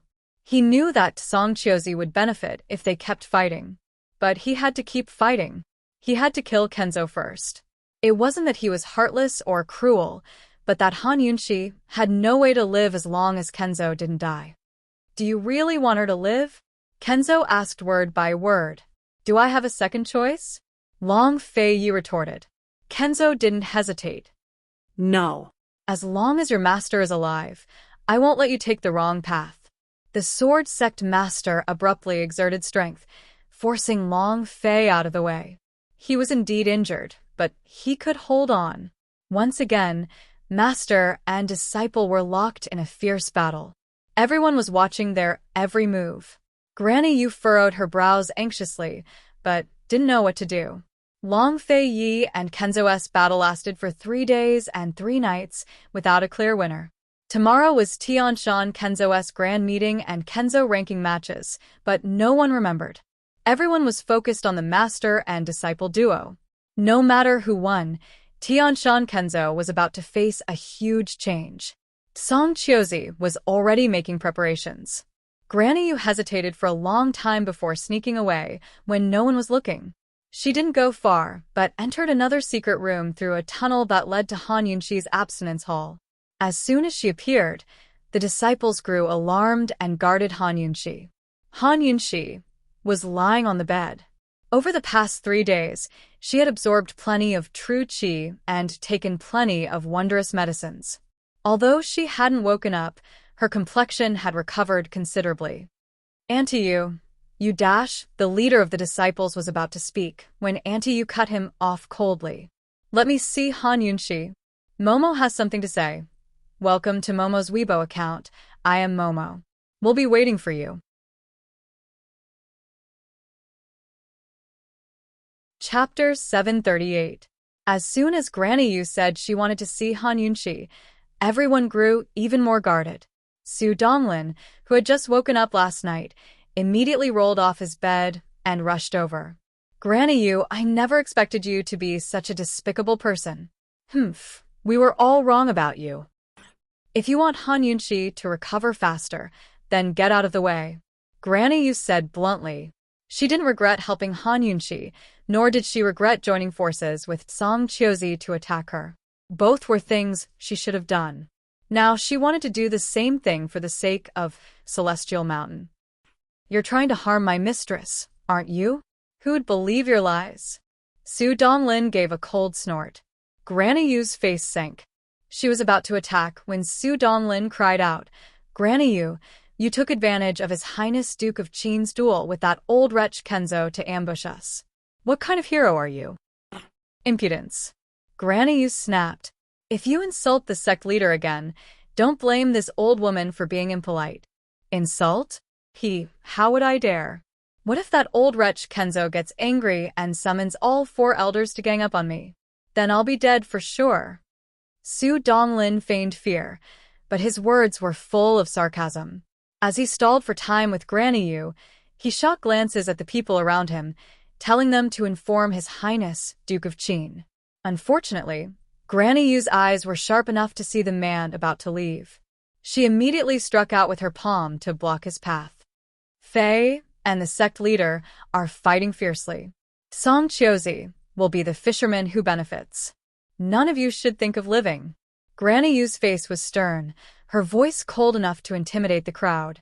Song Chiozi was the one who started this from the start. Your true enemy should be him. Everyone exchanged glances at her words. Although they all resented Kenzo, Granny Yu was right. Their true enemy was Song Chiozi. His Highness, Duke of Qin's current strength was equal to Kenzo's. If the two of them kept fighting, both sides would suffer. In the end, Song Chiozi would be the one to take advantage of the situation. Su Donglin looked at his brothers and hesitated a bit before asking, This has nothing to do with the Princess Consort. The Princess Consort is already unconscious, so she can't persuade His Highness. I can wake her up immediately. She's the only one who can persuade Fei now. Granny Yu's tone was heavy. Why should we believe you? Su Donglin was still on guard. Granny Yu was enraged. I can take all of your lives right now, including her. If I really wanted to kill her, why would I waste so much time talking to you? Su Donglin was speechless. The dozen or so brothers exchanged hesitant glances. Even though Granny Yu wasn't wrong, this responsibility was too great, and none of them could bear it. Unexpectedly, Granny Yu took advantage of their inattention to flash forward, her figure like the wind as she shuttled through the crowd. By the time everyone recovered their senses, she was already sitting on the bed and supporting the unconscious Han Yunshi. Granny Yu, Su Donglin was stunned. Close the door, and everyone retreat to one side. Put your hands behind your heads and squat down. Granny Yu warned Ice. Otherwise, I'll kill her right now. Granny Yu's hand really did wrap around Han Yunshi's neck. Everyone present was frightened and did as Granny Yu said, especially Su Donglin, who crouched down with his head in his hands and shouted, Auntie Yu, if you want to kill someone, kill me first. Granny Yu had had enough of these people. She stabilized Han Yunxi with one hand and channeled her true energy into Han Yunxi's body with the other. Seeing this, everyone breathed a sigh of relief. Granny Yu really was here to save esteemed Wang Fei. They had thought that Granny Yu only wanted to transfer some true energy to esteemed Wang Fei, but who knew that she would transfer a full 50% of her true energy? In just a short while, her face had turned completely white. Although esteemed Wang Fei didn't wake up, her complexion was rosy. After all, Granny Yu was a 6th grade Nirvana expert. Receiving 50% of her true energy was enough to heal esteemed Wang Fei's internal injuries. However, losing 50% of her true energy was a huge blow to Granny Yu's vitality. Everyone was shocked. Su Donglin couldn't believe it. He rushed to the bed and saw clearly that Granny Yu had really done it. Granny Yu, with 50% of her true energy gone, Granny Yu seemed to have aged 10 years in an instant. Her entire person looked weak and pale, completely aged. She no longer had the vigor of a martial artist. As she took Han Yunxi's pulse, she asked, "Do you believe me now? Even if you save esteemed Wang Fei, His Highness Duke of Qin will never forgive you." Su Donglin just couldn't swallow the anger in his heart. This old one doesn't expect him to forgive me. This old one just doesn't want Celestial Mountain's centuries-old foundation to be destroyed just like this. Granny Yu is perhaps the calmest person here. Even if it's destroyed, it'll be your own fault. Su Donglin said inwardly. After all, esteemed Wang Fei was in Granny Yu's hands, so he didn't dare to provoke her. Granny Yu laid Han Yunxi down on the bed and personally watched over her. Han Yunxi's internal injuries were severe, but Long Fei Yi had already used his true energy to protect her life vein. Now that she had used 50% of her true energy, it was enough to completely heal Han Yunxi's internal injuries. Han Yunxi's injuries were different from Duan Muyao's. They weren't fatal, and as long as she was willing to use her true energy, she could recover in a short time. Judging from her pulse, although her body was still very weak, it was no longer a problem. After being unconscious for 3 days and 3 nights, it was about time for her to wake up. Unexpectedly, Granny Yu waited for a long time, but Han Yunxi didn't wake up. Granny Yu was shocked. How can this be? Her pulse is normal. Su Donglin was scared. What did you do to esteemed Wang Fei Yu? Before he could finish, Granny Yu pushed him away. She pulled Han Yunxi's hands to her own and continued to channel true energy into Han Yunxi's body. Su Donglin saw with his own eyes that Granny Yu didn't do anything other than channel true energy. But why wasn't esteemed Wang Fei waking up? There was no reason for her to not wake up. Granny Yu quickly used up another 20% of her true energy, but Han Yunxi still didn't move. Everyone gathered around. Apprehension, unease, fear, shock, suspicion, all sorts of emotions filled their hearts. Everyone ignored Granny Yu's condition, and Granny Yu ignored herself. Suddenly, she pulled her hands back and spat out a mouthful of blood. Fortunately, she had grabbed the edge of the bed in time, or she would have fallen down. She only had 10% of her true energy left. If this went on, she would lose her life. But Han Yunxi still didn't wake up. Granny Yu couldn't believe it. She tried to ignore the darkness in front of her and pulled Han Yunxi's hands again. Su Donglin slapped her hands away. Enough, you'll die. This old woman can die, but she has to wake up. Granny Yu didn't even have the strength to speak. If she doesn't wake up, Celestial Mountain will be finished. Granny Yu's stern voice finally revealed traces of sorrow and grief. Although she didn't want to admit it, she regretted not stopping the sect master and provoking Fei into such a state. Master and disciple had fought for 3 days and 3 nights. She hadn't slept or eaten for 3 days and 3 nights, too. She had no idea how she was going to end things now. Even if Han Yunxi managed to coax Long Fei Yi to stop, what would happen next? What was she supposed to do next? Han Yunxi's status, Long Fei Yi's temper, and the sect master's stubbornness were things that couldn't be changed. Celestial Mountain and the poison sect could never coexist. Thinking up to here, Granny Yu's heart filled with sorrow, and she spat out another mouthful of blood. Su Donglin suddenly cried out, "Esteemed Wang Fei's moving. Esteemed Wang Fei's eyes are moving." Granny Yu quickly looked over and saw Han Yunxi's eyelashes fluttering despite her closed eyes. Her eyeballs were moving as if she would open them at any moment. Everyone stared nervously, their breaths careful. Han Yunxi hadn't really been unconscious for the past 3 days, but had been in the poison storage space the entire time. She had already successfully broken through to rank 2. It was because of Lil Thing's recovery that she was able to break through the final shackles and ascend to the second order. Now, as long as she detects any poison that threatens her, she can directly store it into her poison storage space for her own use. Not only did she have the space, but she also had a detox system that could automatically detect poisons. Like this, no poison would be able to hurt her. It was only at rank 2 that she fully understood Lil Thing's poison beast. The white wolf wasn't Lil Thing's true form, but the goose shoe. In other words, Lil Thing would only revert to its original form when it was injured or weak. The goose shoe was undying, but it could be injured. The white wolf was the goose shoe's transformation, undying and invulnerable. Lil Thing could actually revert to its true form at any time and escape the poison sect's sinkhole, but it had been guarding the poison sect all this time, waiting for its master to return. Only when she entered the sinkhole did Lil Thing revert to its true form and sneak out of her medical pouch.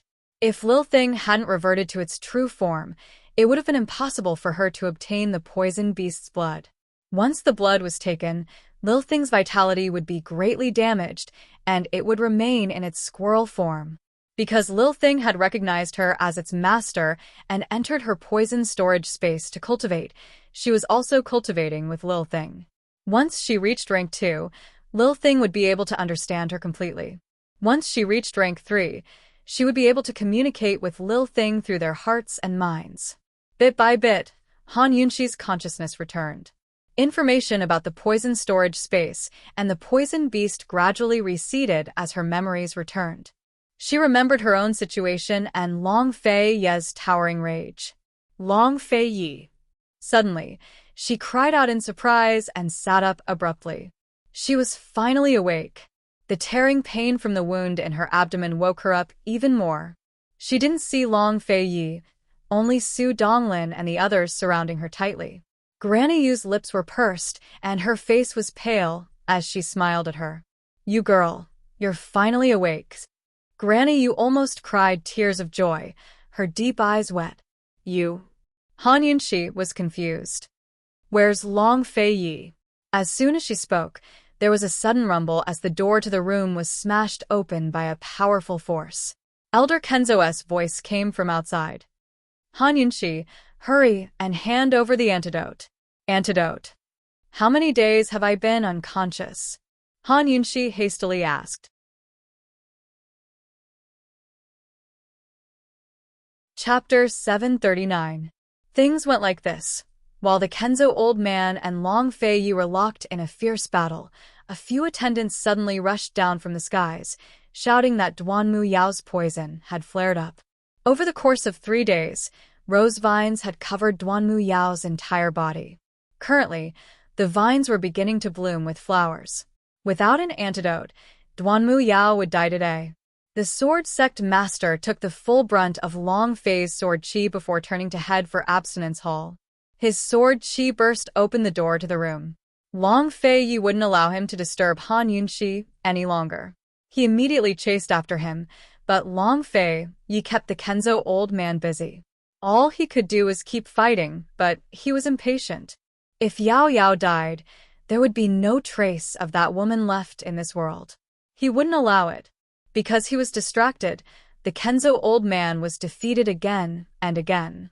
Soon, Long Fei Yi had the upper hand.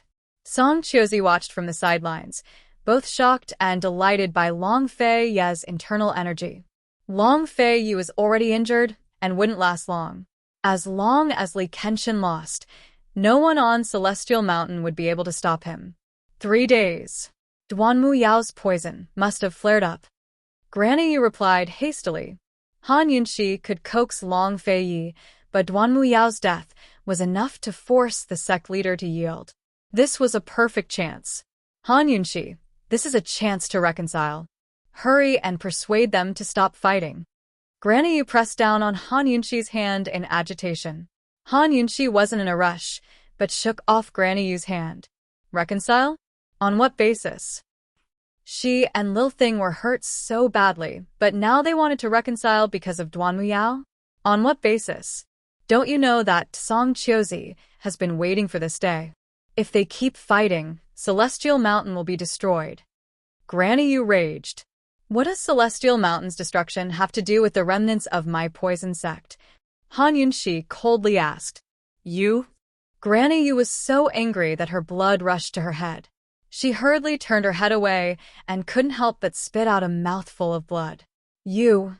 Han Yunxi didn't know what had happened to Granny Yu, but Su Donglin calmly said, Esteemed Wang Fei, Granny Yu used her true qi to heal you. It was only now that Han Yunxi understood why her injuries were so severe, but she did not feel like her vitality had been damaged. So it was because Granny Yu had saved her. However, even if Granny Yu saved her, it could not quell the anger in her heart, nor could it forgive Tianshan Kenzo for his crimes. Coldly, she said, If you're saving me for the sake of reconciliation, there's no need for that. I'll return your true energy to you. Granny Yu shook her head repeatedly.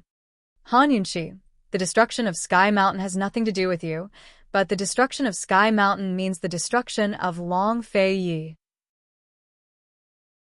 Han Yunxi was about to retort when Granny Yu added coldly, Han Yunxi, have you thought about the consequences once word of your poison sect identity gets out of the mountain? How much trouble will Long Feiyi face then? Moreover, once both master and disciple are injured and Song Chiozi takes control of Sky Mountain, will the two of you still be able to leave? Han Yunxi suddenly calmed down and looked at Granny Yu without a word. She had long thought of the consequences of exposing the poison sect's secrets. She also understood that Song Chiozi would reap the benefits as a fisherman. Han Yunxi, the sect leader wants you dead not only for the sake of justice, but for Fei's sake. Granny Yu said earnestly. Abruptly, the roof of Abstinence Hall was lifted up by a gust of sword qi, sending old Kenzo crashing to the ground with Long Feiyi in tow. Everyone in the room was shocked. However, the two figures only flashed past and quickly flew up into the sky again. Han Yunxi, Long Feiyi can offend the world for your sake. Can't you swallow your anger for his sake? Han Yunxi, you're someone who knows when to advance and retreat. Do you really want to see Long Feiyi betray his friends and family? Han Yunxi, do you really want to bear the infamy of being a calamity? Granny Yu asked angrily. Han Yunxi prepared to leave the bed without a word, but felt dizzy as soon as her feet touched the ground. This kind of dizziness was completely different from the dizziness caused by the detoxification space's advancement. This kind of dizziness was because her body was too weak. Even though Granny Yu's true energy had healed her internal injuries, she was still very weak after being unconscious for 3 days and 3 nights. She gripped Granny Yu's shoulders and stopped. Granny Yu did not speak, only frowning as she looked at her. Everyone else was silent as well, waiting for her. Everyone was like her, unable to swallow their anger. But the truth was the truth, and they had to face it. The big picture was the big picture, and they had to prioritize it. In one's life, there were always too many concerns and fetters. How many people could truly live their lives as they pleased, and repay their debts of gratitude and revenge as they pleased? Han Yunxi was such a free and easy woman. Would she be able to do as she pleased? She paused for a moment, then asked with a cold smile, Granny Yu, do you know what justice is? Looking at Han Yunxi's scrutinizing gaze and recalling the events of 3 days ago, Granny Yu did not know how to answer. All fights, all injuries, all killings are unjust. All fights over victory and defeat are unjust. But winning is justice. Only by winning can one have the capital to uphold true justice, to carry out true justice. All justice is trampled on injustice. Han Yunxi replied word by word, Granny Yu, I'm not going there to reconcile. That's because Li Kenshin has already lost. Also, Long Fei Yi will not offend anyone in the world. That's because one day, he will conquer Cloud Realm and everyone in the world. Even if everyone betrays him, I will still accompany him. Han Yunxi finished speaking, then resolutely let go and strode away. Her back was very thin, but it was straight and tough, as if it would never fall. Granny Yu watched in a daze until Han Yunxi's figure disappeared through the door. She had seen countless people in her life. Those who could come to Celestial Mountain to learn from their masters were all dragons and phoenixes among men. But she had never seen a woman like Han Yunxi. This kind of woman was so weak, yet so powerful that she inspired reverence. This kind of woman came from the secular world, yet she was far above it. This kind of woman was unattainable. As soon as Han Yunxi stepped out, she saw Long Fei Yi and Li Kenshin fighting in the air. On the side, several attendants from the Celestial Peak were shouting nonstop, reporting Duanmu Yao's situation to Li Kenshin. Duanmu Yao was currently in the Celestial Peak, living a life worse than death. Once the rose vines bloomed, all the vines would begin to bind the body. That kind of pain wasn't something an ordinary person could endure. Li Kenshin, I can give you the antidote. Han Yunxi shouted. Long Fei Yi immediately withdrew his hand and turned to fly over from Han Yunxi. Kenshin immediately sheathed his sword and chased after him. Long Fei Yi landed and hugged Han Yunxi, wanting nothing more than to hold her in his arms. But in the end, he held himself back. He examined her from head to toe. Where does it hurt? Where does it hurt? Tell me. Han Yunxi was actually very uncomfortable. Her entire body was in pain, but no matter how uncomfortable it was, it couldn't compare to the pain in her heart. I'm fine. She looked at Long Fei Yi and wanted to cry, but still managed to smile. I'm awake, so I won't die. It's fine. Long Fei Yi didn't believe her, and took her hand to check her pulse. At this moment, Granny Yu walked out. Her internal injuries are all healed. Fei, the debt between you and your master can be settled later. We can't let certain people get away with it. Seeing Granny Yu's complexion and Han Yunxi's steady pulse, Long Fei Yi knew what was going on. But so what? Coldly, he asked Granny Yu, what did you promise your lordship back then? Did Han Yunxi take half a step out of the abstinence hall? Since she'd promised, she had to do it. So, what if Han Yunxi's identity as a descendant of the poison sect was exposed? Granny Yu should at least wait for him to come out before she could distinguish right from wrong. Granny Yu lowered her head, speechless. Han Yunxi, hand over the antidote right now. Kenzo chased after her. Long Fei Yi immediately pulled Han Yunxi behind him. Don't even think about it. Duanmu Yao deserves to die even more. Kenzo was so anxious that his face had turned white. He ignored Long Fei Yi and said coldly, Han Yunxi, what will it take for you to hand over the antidote? Hearing this, Granny Yu sighed inwardly. Han Yunxi was right.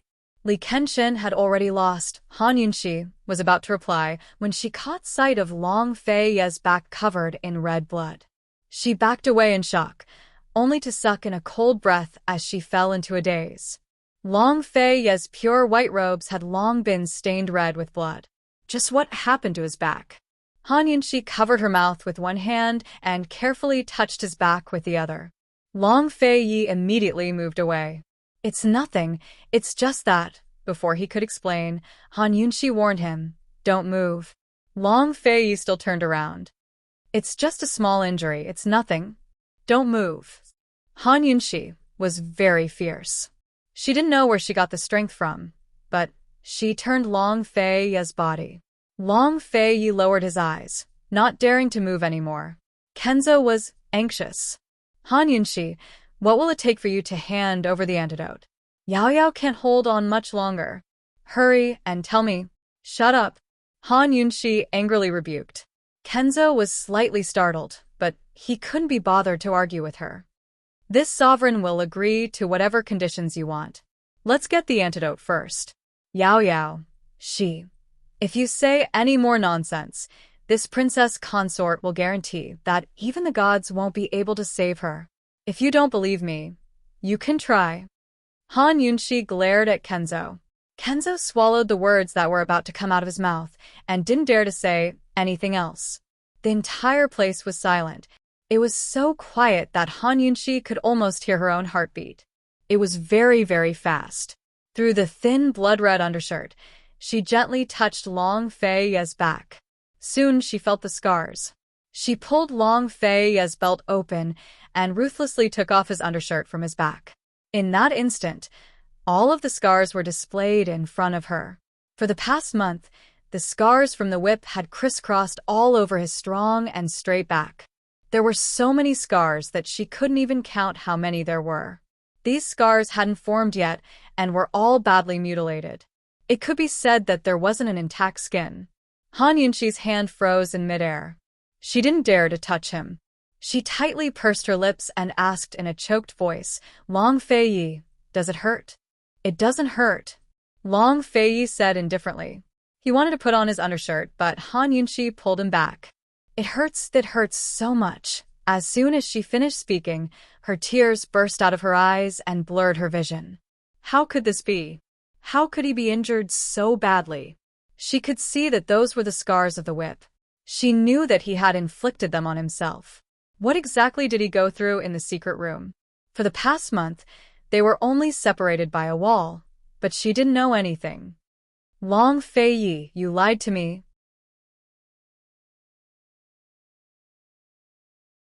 Chapter 740. As she looked at Long Fei Ye's mangled back, Han Yunshi's heart clenched in pain. He said that he was only in closed-door cultivation, so why did he hurt himself to this extent? What kind of martial arts was he practicing in this past month? Long Fei Yi, you lied to me. You dared to lie to me? What have you been doing this past month? Han Yunshi didn't dare to speak. Her tears silently flowed, afraid that she wouldn't be able to control herself, and burst into tears the moment she opened her mouth. Long Fei Yi turned around and looked at the sobbing Han Yunshi. His brows furrowed tightly. If she was crying because of any other matter, he would let her cry until she was satisfied. However, she was crying because of him, so he really didn't know what to do. He didn't know how to persuade her. He didn't know how to coax her. Han Yunshi, you're making this prince's heart a mess. He continuously wiped away her tears. I really was practicing martial arts. I wasn't lying to you. How did you get injured to this extent? Han Yunshi asked angrily. If you're impatient for success, you must pay the price. Long Fei Yi looked at her meaningfully. Time was too tight. You came out of closed-door cultivation a day early. Are you all right? Han Yunshi asked anxiously. I'm fine. Long Fei Yi lovingly stroked her bangs and said in a low voice, Does it look like something's wrong with this prince? He really didn't look like something was wrong with him. Moreover, he fought with the Kenzo elder for 3 days and 3 nights, yet he was still fine. In the end, Han Yunshi nodded and didn't ask any more questions. In her heart, the most important thing right now was to treat Long Fei Yi's wounds and apply medicine. She never thought that Long Fei Yi would sincerely deceive her. It had already happened, so what was the point of asking so much? It was just a waste of time. Sit down. I'll help you apply medicine. She was still very fierce. Upon hearing this, the Kenzo elder became anxious. Yao Yao's life was hanging by a thread, and she was about to die from the poison. Was Han Yunshi going to save her, or not? Han Yunshi, what will it take for you to hand over the antidote? Tell me. This old man will promise you everything. Kenzo is going crazy. Han Yunshi pretended not to hear him. She knelt behind Long Fei Yi and took out a small pair of tweezers, cotton swabs, gauze, and medicine. The old man in Kenzo was furious and grabbed Han Yunshi's hand. Let her go. Long Fei Yi was about to make a move when Han Yunshi stopped him. Cold, she said. Li Kenshin, if you want the antidote, let Duanmu Yao ask for it herself. After she finished speaking, she flung the Kenzo's hand away and carefully applied medicine on Long Fei Yi. She was not afraid that he would feel pain, but she was afraid that he would bleed too much. Every movement was very careful and slow. In her eyes, nothing was more important than Long Fei Yi's injury. At this time, Kenzo no longer cared about anything and hurriedly ordered someone to bring Duanmu Yao over. In the empty hall, Duanmu Yao's hair was disheveled, and her clothes were torn in several places. She was in so much pain that she rolled on the floor. She wanted to harm herself several times, but in the end, she could not bring herself to do it. Now, she had lost all her strength and was lying limp on the floor, waiting for news from the attendants. She had already sent the attendants to inform her master. She believed that her master would be able to save her. No matter what, her master would not watch her die without doing anything. The rose vines wrapped tightly around her body, squeezing her bones and organs. There was no place on her body that did not hurt. This was not the worst. The scariest thing was that the rose vines kept sprouting roses. She could clearly feel the flowers greedily drinking her blood, and they were getting faster and faster. The flowers were blooming, and her blood was gushing. It felt as if there were several holes in her body, and her blood would gush out at any moment, leaving not a single drop behind. She was afraid. She didn't want to die, much less die so tragically. When she saw the attendants enter, she was overjoyed. How was it? Did Master win? Did he get the antidote? No, Han Yunshi wants you to leave. Master sent us to fetch you, the attendants replied truthfully. Han Yunshi. Duanmu Yao muttered. Duanmu Yao muttered to herself. No matter how stupid she was, she could guess that things weren't that simple. She regretted not asking Jun Xie for the antidote. Why? Why? If she had the antidote, everything would be different. By the time Duanmu Yao arrived, Han Yunshi had already finished treating Long Fei Ye's injuries. She had helped him put on his clothes and was earnestly helping him tie his belt. Duanmu Yao felt as if needles had pierced her eyes when she saw this scene from afar. It was extremely piercing. A maid helped her to the Kenzo's side. As soon as she stood up, Duanmu Yao slumped to the ground. She didn't say a word, but quietly sobbed. The Kenzo's old man hurriedly knelt down and took Duanmu Yao's hand. Several roses had bloomed on the back of her hand and arm, and the color was gradually turning bright red. Master. Duanmu Yao choked out. Master, Yao Yao is in so much pain.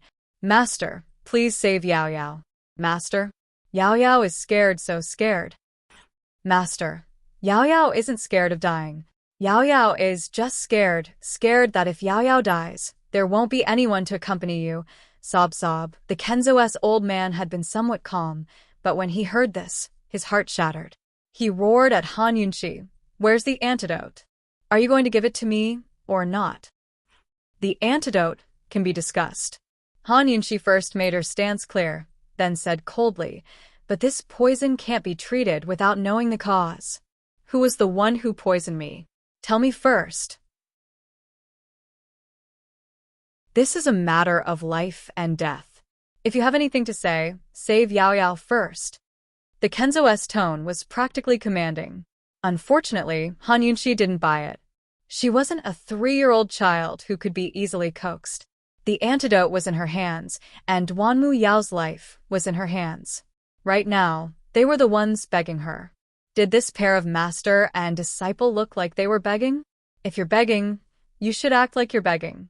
She didn't want to take advantage of the situation, but there were a few debts that needed to be settled. Let's discuss this before saving Yao Yao. Han Yunshi said coldly.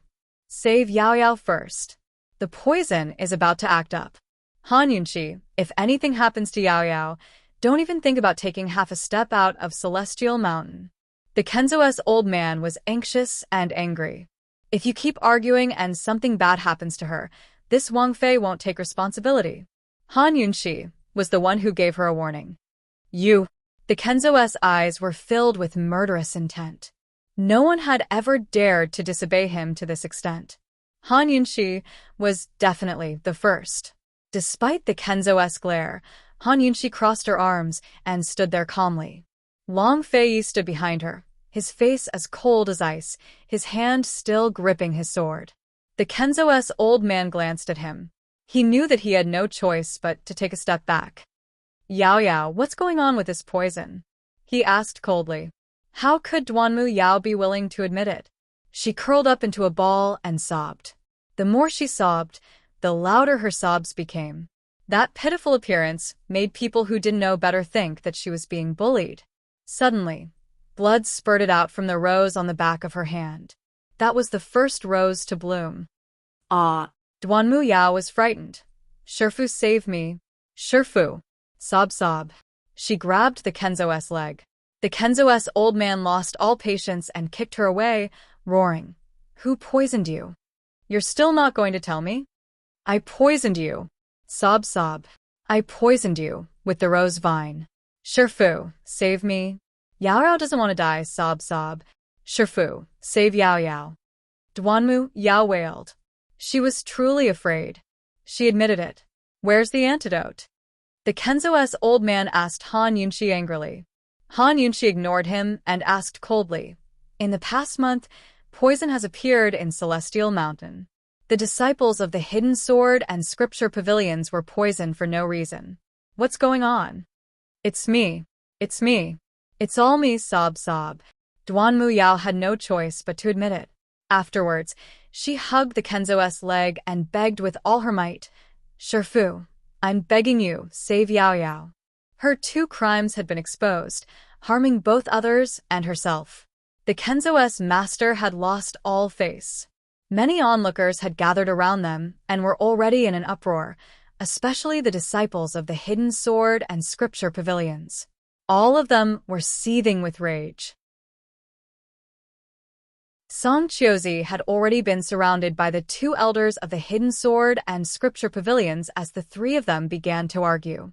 At this moment, Duanmu Yao's rose on her other hand was spitting out blood as well. The back of her hand had split open. Shifu, she shrieked, sobbing incessantly. Shifu, save me. Save me. Where it's possible to let people off, one should spare them. Han Yunshi, are you satisfied? The Kenzo's entire being had turned sinister and malicious. Not satisfied. Han Yunshi got straight to the point. Duanmu Yao, did you kidnap Grand Concubine E on your own? Or... Before she could finish, blood sprayed from Duanmu Yao's shoulder. Startled, Duanmu Yao cried out, There's Song Chiozi too. He and I did it together. At her words, all the chatter around them stopped. Song Chiozi and the two depositories' elders stopped arguing as well. Everyone looked over. What did Duanmu Yao say just then? Duanmu Yao threw herself at Han Yunshi's feet, wailing incessantly. Han Yunshi, I'm begging you, give me the antidote. Song Chiozi and I did it together. Everything that happened this month was planned by Song Chiozi and I. I've already told you everything, so give me the antidote. Let me go. Sob sob. Finally, Duanmu Yao looked like she was begging for help. But Han Yunshi remained unmoved. She allowed her to beg with snot and tears streaming down her face as she looked down on her lofty self. By now, Elder Kenzo had stopped looking at Duanmu Yao and was looking cold at Han Yunshi, his brows twitching with rage. The disciple he doted on for so many years had been humiliated to this extent by Han Yunshi. He'd worked so hard to maintain peace and suppress the truth, but Han Yunshi had exposed everything in front of everyone. Killing intent flashed from his eyes.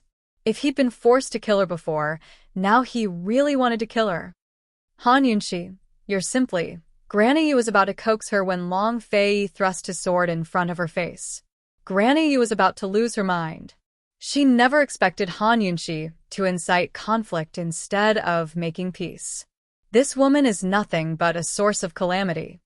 Han Yunshi, this senior will ask you one last time. Will you give me the antidote or not? Elder Kenzo asked word by word. He'd already reached his bottom line. Li Kenshin, I'll only ask you once. Should we save someone like this? Han Yunshi retorted cold.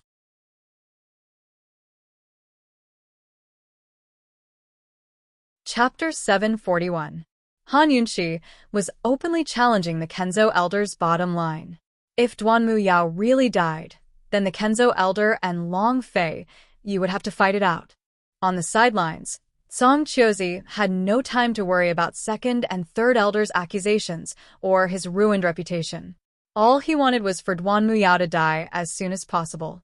Once Duanmu Yao died, Celestial Mountain's internal strife would come to an end, and he'd win.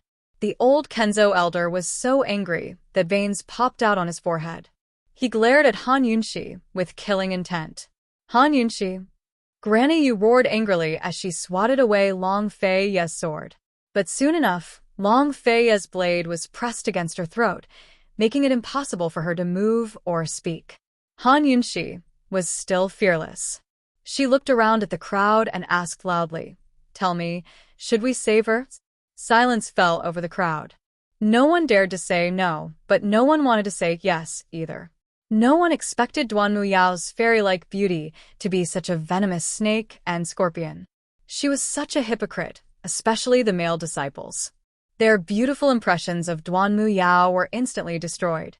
Song Qiuying's lips curved into a cold smile. Although her father's reputation was ruined, Duanmu Yao's was enough to make her happy for days. As long as Duanmu Yao died, she'd be the #1 female disciple of Celestial Mountain. Duanmu Yao lay sprawled at Han Yunxi's feet, bleeding from multiple spots on her body. At this critical juncture, she was sobbing so hard that she'd lost all reason. Kenzo Elder's sharp eyes were now half-clouded. Killing intent pulsed from his sword, but before he could swing it at Han Yunxi, Duanmu Yao suddenly shouted, "I'm innocent. Master, senior brother. Han Yunxi, I'm innocent." Sob. "I'm innocent. Song Qiuzi forced me to do everything. He forced me to do this. I didn't think too much about it either." Song Qiuzi was worried that senior brother would fight for the position of sect leader, so he's been forcing me to collude with him all these years. Duanmu Yao tugged at the hem of Han Yunxi's robes and begged bitterly. "Han Yunxi, it was all Song Qiuzi who forced me. He humiliated me, so I threatened to expose the truth if I didn't work with him. He wanted to ruin my reputation. Han Yunxi, believe me. Han Yunxi, I've told you everything. Please believe me." Everyone fell silent in an instant. The entire commandment yard and the entire Mount Tianshan fell silent. No one expected things to turn out this way, much less Duanmu Yao and Song Qiuzi being so shameless. Han Yunxi was stunned as well. She only wanted to force Duanmu Yao to reveal more inside information, but never expected her and Song Qiuzi to be so filthy. By now, the silence had reached its breaking point. No one could find Song Qiuzi anywhere, so they all looked towards Song Qiuying. Disdain, ridicule, and loathing filled Song Qiuying's face. Her mind was blank. She had never imagined that her father would do such a despicable thing. Finally, she couldn't take it anymore. Muffling her mouth, she shoved aside the people next to her and fled. Song Qiuzi froze in place until he saw Song Qiuying run off in tears.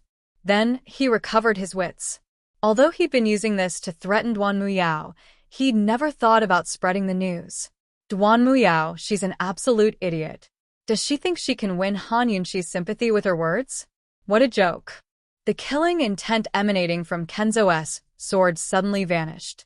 His surroundings were quiet, but his entire being was as still as a statue. Not even the sound of breathing could be heard. Only his eyes grew murkier and murkier. Even his consciousness seemed to be slipping away. Han Yunxi finally took out the antidote from her medical pouch, but Long Fei grabbed her hand and murmured, "What are you doing?" "Song Qiuzi will be the happiest if she dies.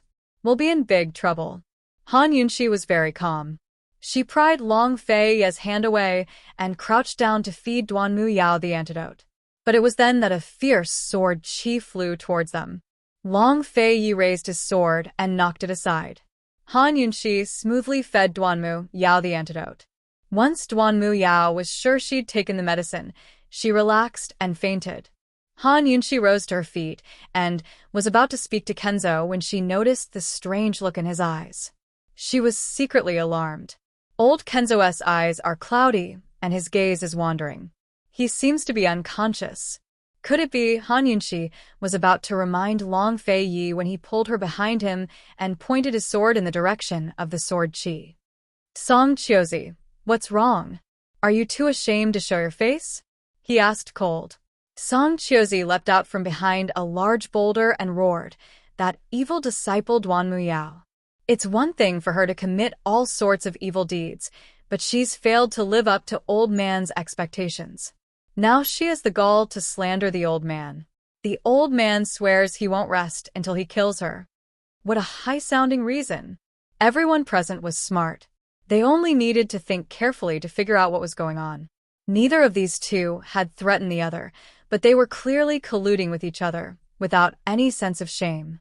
Duanmu Yao relied on the sect leader's doting love to make Song Chiozi yield to her. If she hadn't sought death herself, how could Song Chiozi threaten her? On the other hand, if Song Chiozi was upright, why would he fear crooked shadows? Why did Duanmu Yao have to slander him instead of anyone else? That was a consensual affair. Martial Uncle Song, you're quite lucky with women. Ha ha ha. One of the bolder men in the crowd spoke up. The silent crowd erupted into laughter. Song Chiozi's face alternated between white and red as he raged. "Long Fei Yi, get out of the way. Otherwise, the old man will kill you too."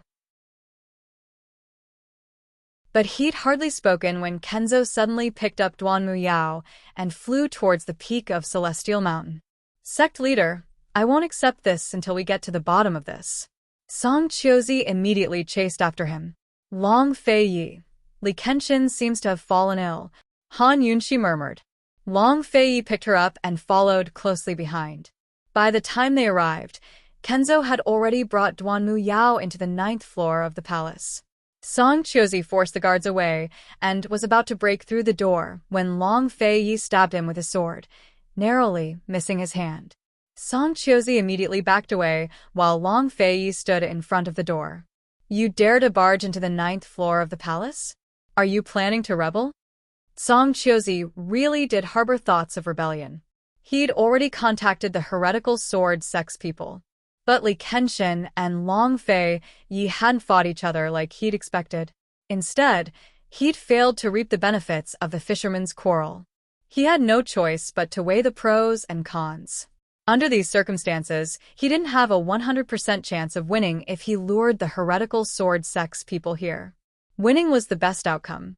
But if he lost, he'd not only be infamy, but be banished from Tianshan Kenzo forever. It'd be hard for him to gain a foothold in the Wulian world. But if he didn't rebel now, he'd have even fewer chances in the future. Now that Duanmu Yao had exposed everything, it'd be hard for him to continue mingling around. While Song Chiozi hesitated, Long Fei Yi said, "Song Chiozi, you don't need to be in such a rush to rebel. Our debts haven't been settled yet." Song Chiozi immediately backed away. "Long Fei Yi, if you have the guts, how about we meet at the ranking matches?" Long Fei Yi didn't want to agree, but Han Yunxi grabbed his hand and murmured, "You need to rest." Long Fei Yi and old Kenzo had already fought for 3 days and 3 nights, so their energy was limited. Moreover, old Kenzo's condition was unclear. What if something else happened while Long Fei Yi and Song Chiozi were fighting? Fine. Just wait for your death, Long Fei Yi said.